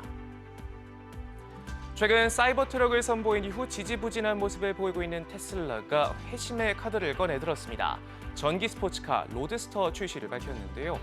머스크는 자신의 소셜미디어에 마침내 로드스터 생산 계획이 자리 잡았음을 시사하면서 올해 말이면 시제품을 선보일 수 있고 내년 출시할 수 있을 것이라고 밝혔습니다. 야심찬 포부를 밝히긴 했지만 최근 테슬라 전기차 선두의 여유롭던 모습보단 한편에선 조급함도 느껴지는데요. 그도 그럴 것이 비아드를 비롯한 중국 업체들이 가격 경쟁을 앞세워 총공세를 퍼붓고 있는 데다 신기술의 늪이라는 평가와 함께 전반적인 전기차 시장은 냉랭하기만 합니다. S&E 리서치에 따르면 올해 글로벌 전기차 시장에서는 1,675만 대가 새롭게 판매될 것으로 보이는데 1년 전과 비교해 19% 성장에 그친 수준인데요. 2021년 100% 넘는 성장률을 기록하며 정점을 찍은 뒤 줄곧 내리막을 기록하면서 장밋빛 전망에도 물음표가 달리고 있는 상황입니다. 이에 포드와 제너럴 모터스 등 대표 완성차 업체들은 일제히 생산 계획을 축소하며 전기차 전략 수정에 나섰고 애플은 10년간 공을 들인 애플카 프로젝트에서 손을 떼겠다고까지 했는데요. 차갑게 식어가는 전기차 시장에서 테슬라의 로드스터가 새로운 자극이 될 수 있을지 관심이 모아집니다. 디즈니가 인도 시장 확대를 위해 아시아 최고 부호와 손을 맞잡았습니다. 무케시 안바니가 이끄는 릴라이언스와 미디어 합작 회사를 설립하는 계약을 체결했는데요. 조인트 벤처의 기업 가치는 85억 달러, 우리 돈 11조 원에 달합니다. 여기서 그치지 않고 릴라이언스는 합작사 성장 전략에 우리 돈 1조 8천억 원을 더 투자하기로 합의했고 디즈니 역시 현지 규제 당국의 승인이 이루어지면 추가로 출자할 수 있다고 밝혔습니다. 세계 최대 인구를 자랑하는 인도는 엔터테인먼트 업체들이 군침을 흘리는 곳입니다. 하지만 토종 업체들이 시장을 장악하고 있어 디즈니 같은 외국 업체들이 고전을 면치 못했는데 그 돌파구로 인도 업체와 합작이라는 카드를 꺼내들며 시장 공략에 나선 것으로 풀이됩니다. 지금까지 글로벌 비즈였습니다.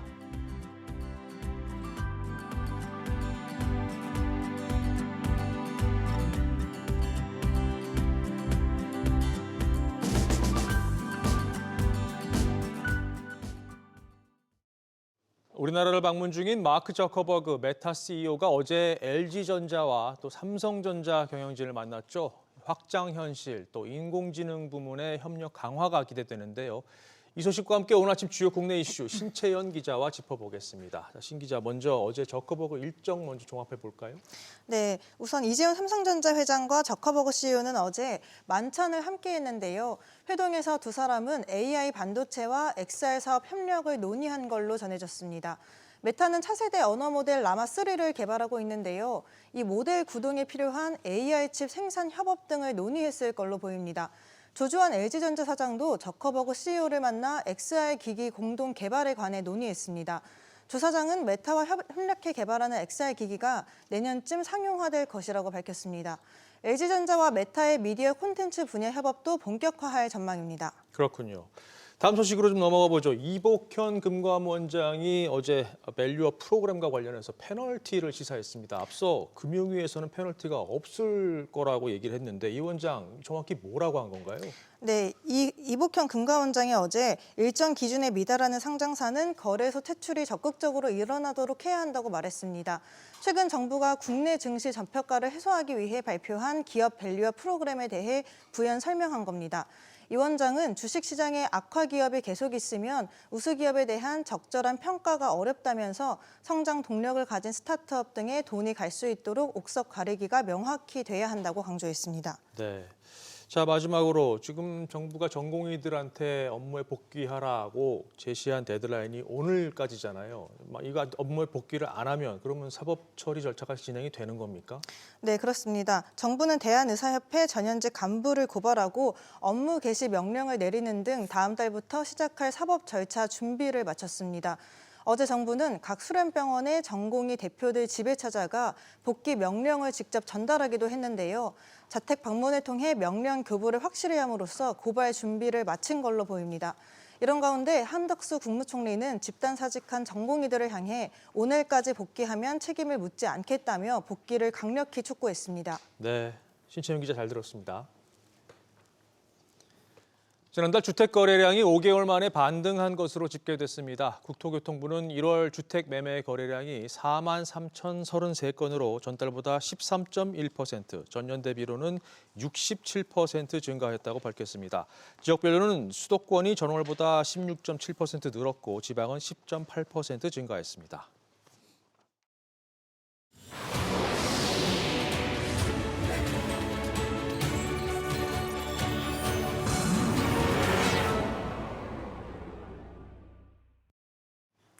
글로벌 이슈를 통해 투자 전략을 세워보는 글로벌 리치 시간입니다. 미국의 지난해 4분기 GDP 성장률이 3.2%로 잠정 집계됐습니다. 지난해 3분기 4.9%와 비교하면 낮은 수치지만 6분기 연속 2%가 넘는 성장세를 보였다는 점에서 선방했다는 평가가 많습니다. 이처럼 미국 경제가 여전히 견고하다는 사실이 다시 한번 확인되면서 연착륙에 대한 기대감도 커졌는데요. 세계 최대 채권운용사 핌코의 제롬 슈나이더 이사는 연착륙이 가능하지만 그 가능성이 높지는 않다고 주장했습니다. 때문에 현재로서는 위험 자산인 주식보다는 채권이 훨씬 더 매력적이라고 평가했습니다. What we think is that the economy still moves forward at a slower GDP growth than we saw back in 2023, which doesn't necessarily forebode a deep recession or the like. We just have to get more comfortable that as we have higher rates, ones that are more in tune with the Fed's outlook, we're going to necessarily see that risk-taking be a little bit more subdued over longer periods of time. And more importantly, that risk-taking is going to be more specific in certain elements of risk-taking in specific sectors versus a broad-based risk-taking that's happened. So we do think that there ultimately is going to be a recalibration, if you will, of tendencies of how you think about fixed income versus equities. But specifically where we are right now, we're finding that fixed income element much more attractive in terms of volatility management, in terms of income potential, and total return at that point in time. 연준의 조기 금리 인하 기대감이 낮아지면서 최근 미국의 국채 금리는 오름세를 보였습니다. 핌코의 슈나이더 이사는 최근의 국채 금리 상승세가 채권 투자 기회를 만들고 있다고 말했는데요. 그러면서 현금에서 나와 듀레이션, 즉 채권 만기를 늘려야 한다고 조언했습니다.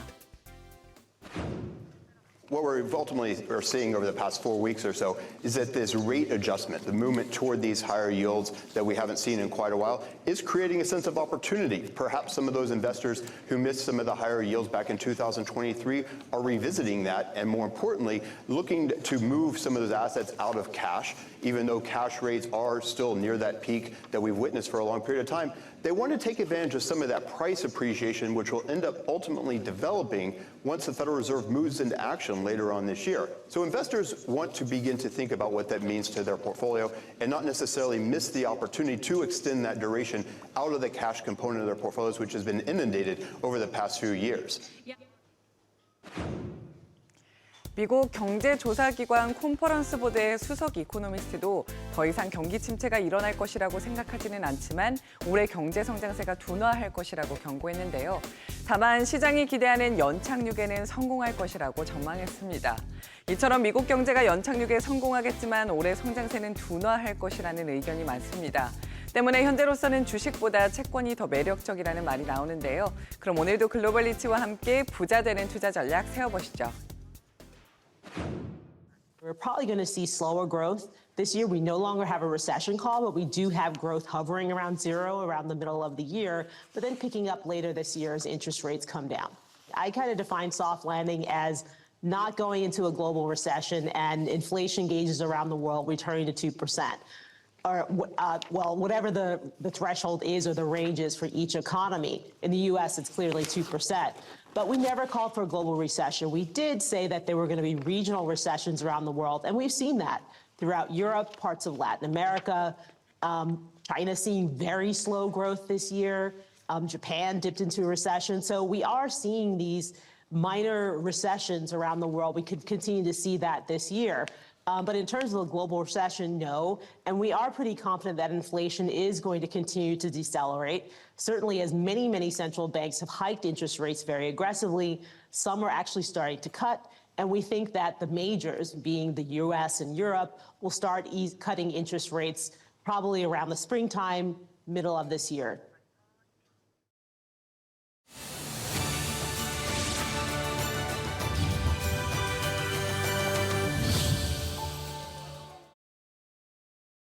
애플이 만든다는 자율주행 전기차, 이른바 애플카 혹시 출시 기다리셨던 분들도 있을 텐데요. 최근 몇 년간 출시가 연이어서 연기되면서 조짐이 좀 안 좋더니 결국은 사업을 접는다라는 보도가 나왔습니다. 애플은 10년간 매진했던 꿈을 왜 포기하는 건지, 그리고 경쟁사들에 미칠 영향은 어떤지 김대우 경제학 박사와 살펴보겠습니다. 박사님 안녕하세요. 네, 반갑습니다. 사실 이게 애플이 보도를 인정하진 않았지만 그렇다고 부인하지도 않고 있는 것 같은데 이게 사실일까요? 애플은 공식적으로는 단 한 번도 애플카 한다는 얘기를 한 적도 없고 이미 네. 10년 동안 한다는 얘기 한 번도 한 적이 없어요. 그리고 취소한다는 얘기도 한 적이 없습니다. 그런데 이제 언론에서는 사실상 애플이 이른바 프로젝트 타이탄이라는 이름으로 10년 전부터 이 전기차, 특히 자율로 움직이는 전기차 준비를 해왔다. 실제로 준비한 사람들이 실제로 존재하거든요. 뭐 그런 걸로 봐서는 언론 보도가 맞는 것 같고요. 또 앵커님 잘 지적하신 대로 블룸버그가 타이탄 프로젝트 폐기했다고 그러는데 애플이 아무 말 하고 있지 않다는 것은 그래 뭐 언론 보도에도 할 말 없다 네. 이런 얘기지. 만약에 이게 황당한 얘기라면 애플이 가만 있지 않겠죠. 그런 면에서 애플카 계획이 10년 만에 캔슬됐다 이렇게 볼 수가 있는데요. 이게 우선 애플 입장으로 보면요. 앞장서서 애플카 포기한다라는 말을 하기가 굉장히 어려운, 한마디로 애플의 정신을, 애플 스피리트를 스스로 무너뜨리는 얘기이기 때문에 앞장서 나서서 얘기하기가 어려울 겁니다. 애플의 정신이 자율주행차랑은 어떻게 연결이 될까요? 예, 그게 핵심인데요. 애플의 창업자가 스티브 잡스지 않습니까? 지금 화면에 나오는 팀 쿡은 사무장 같은 물류 전문가였고, 원래 애플은 스티브 잡스가 창업을 하고 팀 쿡한테 맡기면서도 자신의 유업을 꼭 좀 해달라 이랬는데, 혹시 스티브 잡스가 소크라테스하고 점심 식사 한 끼를 한다면 나는 애플이라는 회사를 넘겨도 좋다 이런 얘기 혹시 기억나세요? 네. 예, 원래 스티브 잡스가 철학과 출신이에요. 철학과 물론 졸업은 못했지만은 그런데 왜 소크라테스를 가져왔냐면요. 소크라테스가 한 유명한 말, 너 자신을 알라. 이게 뭐 어떻게 어떤 시중에서는 네 꼬라지를 알아라 뭐 이런 얘기로도 통하는 얘긴데요. 너의 주제 파악을 하라 뭐 이런 뜻일까요? 그런데 사실은요, 이 스티브 잡스가 소크라테스를 끌어온 것은 물건을 팔아서 성공하려면 비즈니스 성공하려면 인간이 누구인지를 알아야 된다. 인간이 무엇을 원하는지 알아야 된다. 자, 공장 안에 들어가 있던 거대한 애니악 컴퓨터 이거 너무 불편하다. 그러니까 이것을 각자 책상 위에 올리자. 소크라테스가 생각하는 너 자신을 알라. 그 소크라테스의 인간형은 그것을 보다 더 편리하게 가져가고 싶은 거라 이거죠. 그러니까 맥킨토시라는 그 컴퓨터를 최초로 개발하지 않았습니까? 퍼스널 컴퓨터를. 그 컴퓨터에 만족하지 않고 그 다음 단계로 스티브 잡스는 바로 소크라테스의 너 자신을 알라라는 그런 캐치프레이즈를 내걸고 이것을 스마트폰으로 가져갔습니다. 왜냐하면 책상에서 쓰는 것도 불편한 거예요. 사람들의 마음이라는 것은 내가 가져다니면서 쓰고 싶은 거예요. 그게 스마트폰이 된 거죠, 결국. 그렇습니다. 그때 바로 스티브 잡스가 소크라테스 얘기를 할 때 소크라테스 살아있다면 스마트폰으로 만족 못할 거야. 왜냐하면 사람들이 차를 많이 타고 다니는데 차 속에서 게임도 하고 또 연결도 하고 검색도 해야 되는데 그렇다면 차가 저절로 움직이는 자율차가 있어야 된다. 자율차는 전기차가 아닌 엔진차는 자율차가 불가능해요. 엔진 시동 걸고 뭐 이런 장치들이 있으니까요.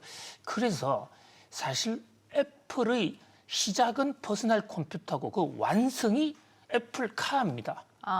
움직이는 굴러다니는 스마트폰이라고 볼 수 있겠네요. 그렇습니다. 그거를 접었다? 이것은 애플 스피리트가 무너지는 어떻게 보면 애플로서는 상당히 가슴 아픈 얘기로 받아들여집니다. 사실 인력도 많이 투입했고 돈도 많이 썼을 텐데 왜 굳이 접는 거예요, 그러면? 그 애플이 공식 발표를 하지 않고 있기 때문에 추정할 뿐인데요. 우선 스티브 잡스가 소크라테스까지 끌어오면서 담대한 꿈으로 비전으로 제시했던 정말 그 전기차 속에서 모든 업무를 다 할 수 있는 영화도 보고 게임도 하고 그런 걸로 가기에는 애플카의 자율 기능이 완벽해져야 되는데 지금 이게 곳곳에서 지금 사고가 나고 있다고요. 특히 샌프란시스코 실리콘밸리의 배후도시 거기서는 애플카를 로봇택시라는 이름으로 운전하도록 해줬는데 거기서 수시로 한 번씩 사고가 나지 않습니까?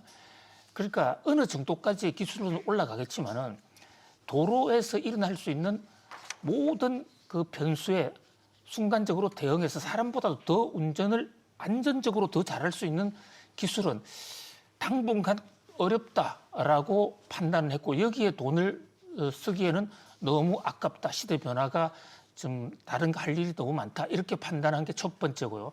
두 번째 요인은 요즘 전기차가 너무 안 돼요. 그걸 무시를 못 하겠네요. 너무 안 팔립니다. 안 팔리는 거는 고사하고요. 중국이 전기차를 계속 덤핑을 하고 있기 때문에 전기차 가격이 아주 기하급수적으로 떨어지는 상황에서 지금 엄청난 연구 개발들을 투자해서 애플이 전기차를 만들어냈을 때 과연 가격 경쟁력이 있겠느냐. 특히 테슬라가 기술 경쟁력은 포기하고 테슬라가 가격을 최근 급격하게 떨어뜨리고 있지 않습니까? 그래서 단기적으로 매우 어렵다라고 판단한 것으로 추정할 수 있고요. 세 번째는 지금 전 세계 IT 업계들이 전부 AI로 가는데 애플은 도대체 뭐 하고 있느냐? 애플, what are you doing now? 이 얘기가 계속 나온단 말이죠. 직접적으로 얘기하신 거죠, 지금 애플에? 뉴욕 증시에 그런 얘기가 공개적으로 지금 얘기가 나오고 있습니다. 애플 투자자들 사이에서. 근데 기업이라는 것은 장기 비전 실현도 매우 중요하지만 단기적으로 투자자들의 관심을 잃어서 돈이 안 들어오면 타격을 받을 수 있는 것이거든요. 그렇다면 지금은 그 인력 가지고 AI 쪽에 하는 게 더 낫지 않느냐. 그다음에 네 번째 마지막 이제 요인은 그 테슬라를 전기차를 만들겠다는 그 인력들이 다른 회사 AI가 월급도 많이 주고 그러니까 다 떠나버리는 겁니다. 현실적으로 하기가 어렵다. 이런 4가지 요인으로 추정해 볼 수 있습니다. 조목조목 보면 사실 애플카를 유지할 이유가 더 없어 보이긴 하는데 아니나 다를까 지금 팀쿡 CEO가 연례주주총회에서 생성형 AI에 막대한 투자를 하고 있다고 했어요. 연말에는 뭐가 나올 것 같습니다. 그렇습니다. 사실 이 AI에 투자하지 않는 기업은 없다고 볼 수가 있어요. 그리고 지금 인공지능은 이미 많은 전자기기에 들어와 있고 특히 이 아이폰이라는 기계에도 어떤 회사는 우리가 인공지능 어떤 스마트폰의 처음이다 그렇지만 애플에서는 우리는 이미 해왔다. 여러 가지 인공지능 기능을 활용한 기능들이 있죠. 그런데 이제 팀쿡 입장에서는 단기적으로 돈을 벌 수 있는 것은 오히려 전기차라는 큰 플랫폼을 만드는 것은 저는 접었다고 생각하지 않고 일단 유예해 두고 지금 있는 스마트폰이나 태블릿 PC 등에서 이 인공지능 기능을 대폭 강화하는 것이 현실적으로 메이크 마니 하는데 더 효율적이다라고 판단한 듯합니다. 그렇군요. 근데 말씀하신 것처럼 지금 전기차 잘 안 팔리고 개발 중인 자율차에서는 사고가 나고 그럼 경쟁사들은 어때요? 계속해서 자율차 개발을 하고 있습니까? 예, 지금 한때 약 한 10여 년 전부터 자율차가 대세였고 마침 요즘 인공지능에 광풍이 분 것처럼 자율차 광풍이 불어왔었습니다. 자율차를 하지 않으면 모든 것에서 뒤처진다. 이런 어떤 우려까지도 있었는데요. 가장 앞선 곳은 제너럴 모터스, 크루즈라든지 또는 구글 같은 회사들이 앞장서서 해왔는데요. 이게 자율의 등급이 지금 6단계로 되어 있는데 지금 어느 정도 장애물을 피해서 가는 것까지는 한 4단계 정도까지는 아주 완벽하게 다들 잘하고 있습니다. 특히 지금 일본 같은 혼다 같은 데도 3단계 레벨 3 자율주행 전기차를 이미 출시했어요. 길에 다니고 있는 거예요? 네, 레벨 3는 이미 지금 자율 전기차가 나왔습니다. 그런데 레벨 3도 상당히 발전한 기술이지만 자동차는 스마트폰하고 달라서 자칫 잘못하면 사람의 인명을 살상할 수 있지 않습니까? 스마트폰을 호주머니에서 지가 날고 겨봐야 결국 먹통 되는 거 외에 뭐가 있겠습니까? 그런데 전기차는 결정적인 어떤 쇼크를 줄 수 있다. 그런 면에서 레벨 6까지 가지 않으면 대중성이 없을 것이다. 이렇게 판단을 하고 있는데 이번에 애플의 전기차 포기가 다른 회사들의 전기차 전략에 굉장히 큰 영향을 줄 것으로 보입니다. 그렇죠. 애플도 안 되는데 이게 우리가 될까? 약간 이런 의심을 할 수도 있을 것 같고요. 알겠습니다. 애플 이야기 재밌게 하고 있는데요. 저희가 두 번째로 준비한 소식도 상당히 또 큰 소식이어서 또 살펴봐야 될 것 같습니다. 일본의 반도체 대기업인 키옥시아와 미국 웨스턴 디지털 간 합병설이 다시 수면 위로 올라왔습니다. 앞서 이 두 회사의 합병은 SK하이닉스의 반대로 무산된 바가 있는데요. 이번에는 SK하이닉스에 당근을 주면서까지 동의를 구한다. 이런 보도도 나오고 있습니다. 이어서 좀 살펴보겠습니다. 박사님, 이게 키옥시아가 일단 어떤 회사인지 알아야 이번 합병 재추진에 좀 의미를 입체적으로 알 수 있을 것 같아요. 키옥시아가 이게 옛날 그 도시바 메모리 맞죠? 예, 그렇습니다. 키옥시아 합병을 둘러싸고 전 세계가 지금 반도체 전쟁에 들어간 듯한 그런 인상을 주고 있는데요. 왜 키옥시아가 이렇게 중요하냐? 자, 키옥시아라는 회사, 지금 컴퓨터 CG 가운데 들어가 있는 낸드 플래시를 세계 최초로 개발한 곳입니다. 지금 메모리가 D램과 낸드 플래시가 있는데요. 이 낸드 플래시 개발은 메모리 역사의 혁명적인 발전이라고 볼 수가 있어요. 그러니까 D램 메모리는 어떤 작동은 하지만 컴퓨터를 끄면 그 기억 장치가 그냥 사라지는 거예요. 그런데 낸드 플래시는 빨리 컴퓨터가 꺼지긴 하지만 껐다가 다시 켜면 그 기억이 살아나거든요. 이것은 한 번이라도 컴퓨터를 사용하다가 그 작동 잘못해서 데이터가 날아가 봤던 사람들 입장에서는 낸드 플래시가 나옴으로써 아주 혁명적 변화를 맞은 거예요.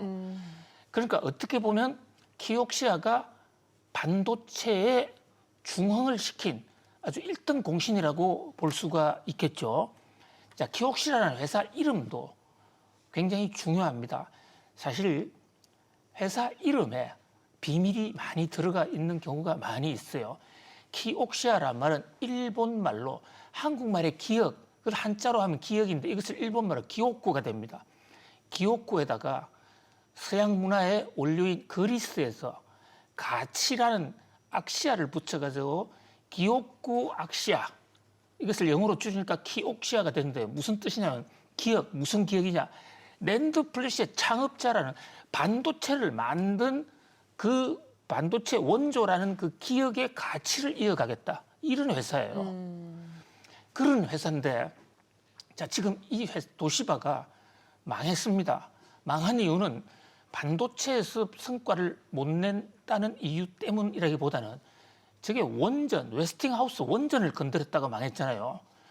그래서 망했을 때 일본 정부가 키옥시아가 일본에서는 살 업체가 없으니까 국제 경매에 붙였고, 사실 당시에 SK가 즉 키옥시아를 바로 사오려고 엄청나게 노력을 했어요. 그런데 일본 정부가 안 팔았습니다. 왜냐하면 키옥시아가 낸드 플래시의 본고장이고 메모리 반도체의 기술이 다 저기 있는데 국익 차원에서 넘길 수 없다. 두뇌를 팔 수 없겠다 이런 거였네요. 그렇습니다. 그런데 돈은 없고 팔긴 팔아야 되고, 그래서 절충안으로 낸 꾀가 미국의 사모펀드를 동원한 겁니다. 베인 캐피탈이라는 사모펀드를 동원해가지고요. 사모펀드에게 지분 40% 정도를 줍니다. 사모펀드에 주는데 우선 현재 키옥시아의 지분 구조를 한번 볼 필요가 있어요. 현재 키옥시아는 여전히 도시바가 지분을 많이 가지고 있습니다. 키옥시아의 지분 구조 좀 올려주시죠. 자, 그런데 이제 당시에 그 베인 캐피탈이라는 사모펀드가 40% 정도의 지분을 갖고 이제 들어간 거예요. 들어갔는데 키옥시아는 그 베인 캐피탈은 사모펀드지 않습니까? 사모펀드라는 회사는 자, 저 대주주 지분 구성을 보면요. 베인 캐피탈이 49%의 지분을 갖고 있고 여전히 도시바가 40.2%, 일본 호야가 9.9%, 아직도 일본이 대주주입니다. 그러니까 베인 캐피탈인데 이래서 돈 많네. 근데 저 베인 캐피탈 안에 SK 하이닉스가 투자를 해 들어갔다고요. 간접 투자를 한 거군요, SK 하이닉스가. 그렇습니다. 한 단계 돌려서 투자한 거죠. 그런데 이제 최근에 키옥시아가 잘 안 돼요. 반도체 불황을 맞아서 적자가 계속 일어나고 이러니까 그 키옥시아를 미국의 웨스턴 디지털이라는 WD에 팔겠다. 웨스턴 디지털, 이것도 유명한 반도체 회사입니다. 낸드 플래시 업계의 랭킹 서열을 한번 보시면요. 이 랭킹이 현재 삼성전자가 1등인데 2등은 SK 하이닉스가 최근에 인텔로부터 인수한 솔리다임까지 합쳤을 때 간신히 2등 돼요. 근데 3등인 웨스턴 디지털이 4등인 키옥시아를 합병을 하면 이 지분이 31.4%가 됩니다. 그러면 삼성전자하고 같아져요. 세계 동률 1등이 한꺼번에 되는 겁니다. 그러면 SK는 솔리디움까지 엄청난 돈을 주고 인수해 와서 간신히 2등이 됐는데 다시 3등으로 떨어지죠. 파운더리하고 달랐어요. 메모리는 대량 생산 제품이거든요. 대량 생산 제품은 시장 점유율이 매우 중요합니다. 점유율이 높은 데서 가격을 조절하면 얼마든지 좌지우지할 수 있기 때문입니다. 그래서 이제 SK 입장에서는 아니 우리가 엄청난 돈을 주고 인텔로부터 낸드 플래시를 사온 것도 시장 점유율을 올리기 위한 건데 키옥시아하고 웨스턴 디지털이 통합을 하면 랭킹이 아주 떨어지는 거 아니냐. 이것은 동의할 수가 없다. 박사님, 근데 반대로 보면 SK 하이닉스가 간접 투자를 했잖아요. 키옥시아의 상황이 너무 어려워지면 투자금을 회수를 못하니까 이게 합병을 찬성할 수도 없고 안 할 수도 없고 그런 상황 아니에요? 그렇습니다. 완전히 늪에 빠진 계륵이 돼버린 거죠. 그러니까 웨스트 디지털 WD가 지금 이 키옥시아를 사면서 미국 자본이 들어오고 경영은 또 도시바가 하는 이런 형태거든요. 미일 반도체 동맹이 형성이 되는데 그런 SK 빼고 웨스턴 디지털과 키옥시아, 도시바가 하는 것은 못 본다. 대신에 SK 하이닉스 입장에서는 우리도 투자자로 들어가겠다. 주주로. 그러면 해결되는 거잖아요. SK 최태원 회장의 입장은 뭐 충분히 합리적이고 일리 있는 요구죠. 그런데 문제는 새 회사가 들어가서 한 회사를 만들면 또 이거 완전 독점이잖아요. 공정거래 당국이 허용을 할까? 이런 문제가 또 생기는 거예요. 그리고 또 일본 입장에서는 미국은 괜찮지만 미국은 경쟁 상대로 보지 않으니까요. 한국의 반도체 회사는 사실 키옥, 도시바 입장에서는 탈한국, 한국 타도가 목적인데 SK가 주주로 들어온다? 여긴 안 돼. 근데 올해 그동안 방치하면 저 자회사 평가 손실이 눈덩이고 SK 하이닉스로서는 지금 고민이 많은 선택을 어떻게 해야 되냐. 그런데 지금 앞으로 또 몇 달 있으면 다시 미국, 일본의 동맹, 키옥시아 합병이 다시 추진된다. 이런 보도가 나오면서 SK 하이닉스가 또 선택의 기로에 섰다 이를 볼 수 있습니다. 알겠습니다. 근데 이 과정에서 한국 정부가 이제 SK가 찬성을 하도록 압박했다, 이런 압박을 하고 있다, 이런 아사히 신문의 보도가 나왔는데 뭐 여기에 대해서 산업통상자원부는 우리는 그렇게 한 적이 없다, 보도 내용은 전혀 사실이 아니다, 이렇게 해명을 하고 있어서 또 다른 또 논란을 낳고 있는데요. 진행되면서 추가적으로 업데이트되는 상황이 있으면 또 전해드리도록 하겠습니다. 박사님, 오늘도 잘 들었습니다. 감사합니다. 고맙습니다.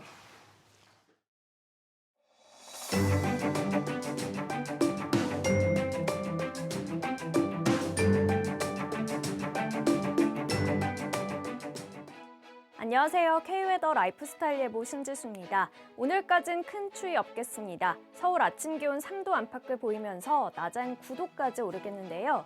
3일절인 내일은 기온이 뚝 떨어집니다. 서울 아침 기온 영하 5도, 낮 기온 영하 1도에 머물겠고요. 모레 토요일 아침엔 영하 7도까지 내려가겠습니다. 오늘 중부지방은 대체로 흐린 가운데 낮 사이 산발적인 빗방울이 떨어질 수 있겠고요. 충청 이남 지역엔 비가, 기온이 낮은 산간은 눈이 오겠습니다.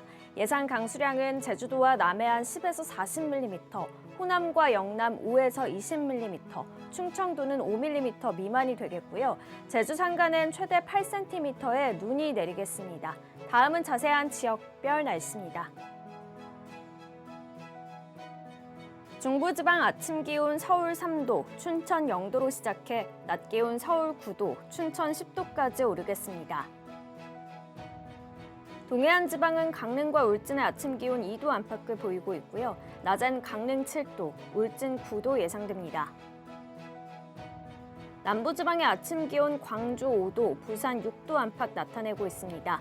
낮 기온은 광주 7도, 부산 9도 보이겠습니다. 오늘 해상에도 비가 내리는 곳이 있겠고요. 물결은 대체로 높게 일겠습니다. 주말에는 중부지방을 중심으로 눈이 내리겠습니다. 다음 주 초반에는 전국에 비 소식도 전망됩니다. 날씨였습니다. 네, 전기차 수요 둔화 여파로 지난해부터 내리막을 타던 리튬 가격이 최근 바닥을 찍었다라는 분석이 나왔습니다. 부진한 흐름을 보이던 2차 전지 소재주들도 모처럼 다시 반등하는 모습인데요. 전기차 업황은 이어지는 백분 머니스토어에서 확인해 보시죠. 네, 모닝벨은 여기까지입니다. 내일부터 또 연휴가 시작되죠. 주말 잘 보내시고요. 저희는 다음 주 월요일 아침 6시에 다시 뵙겠습니다. 고맙습니다.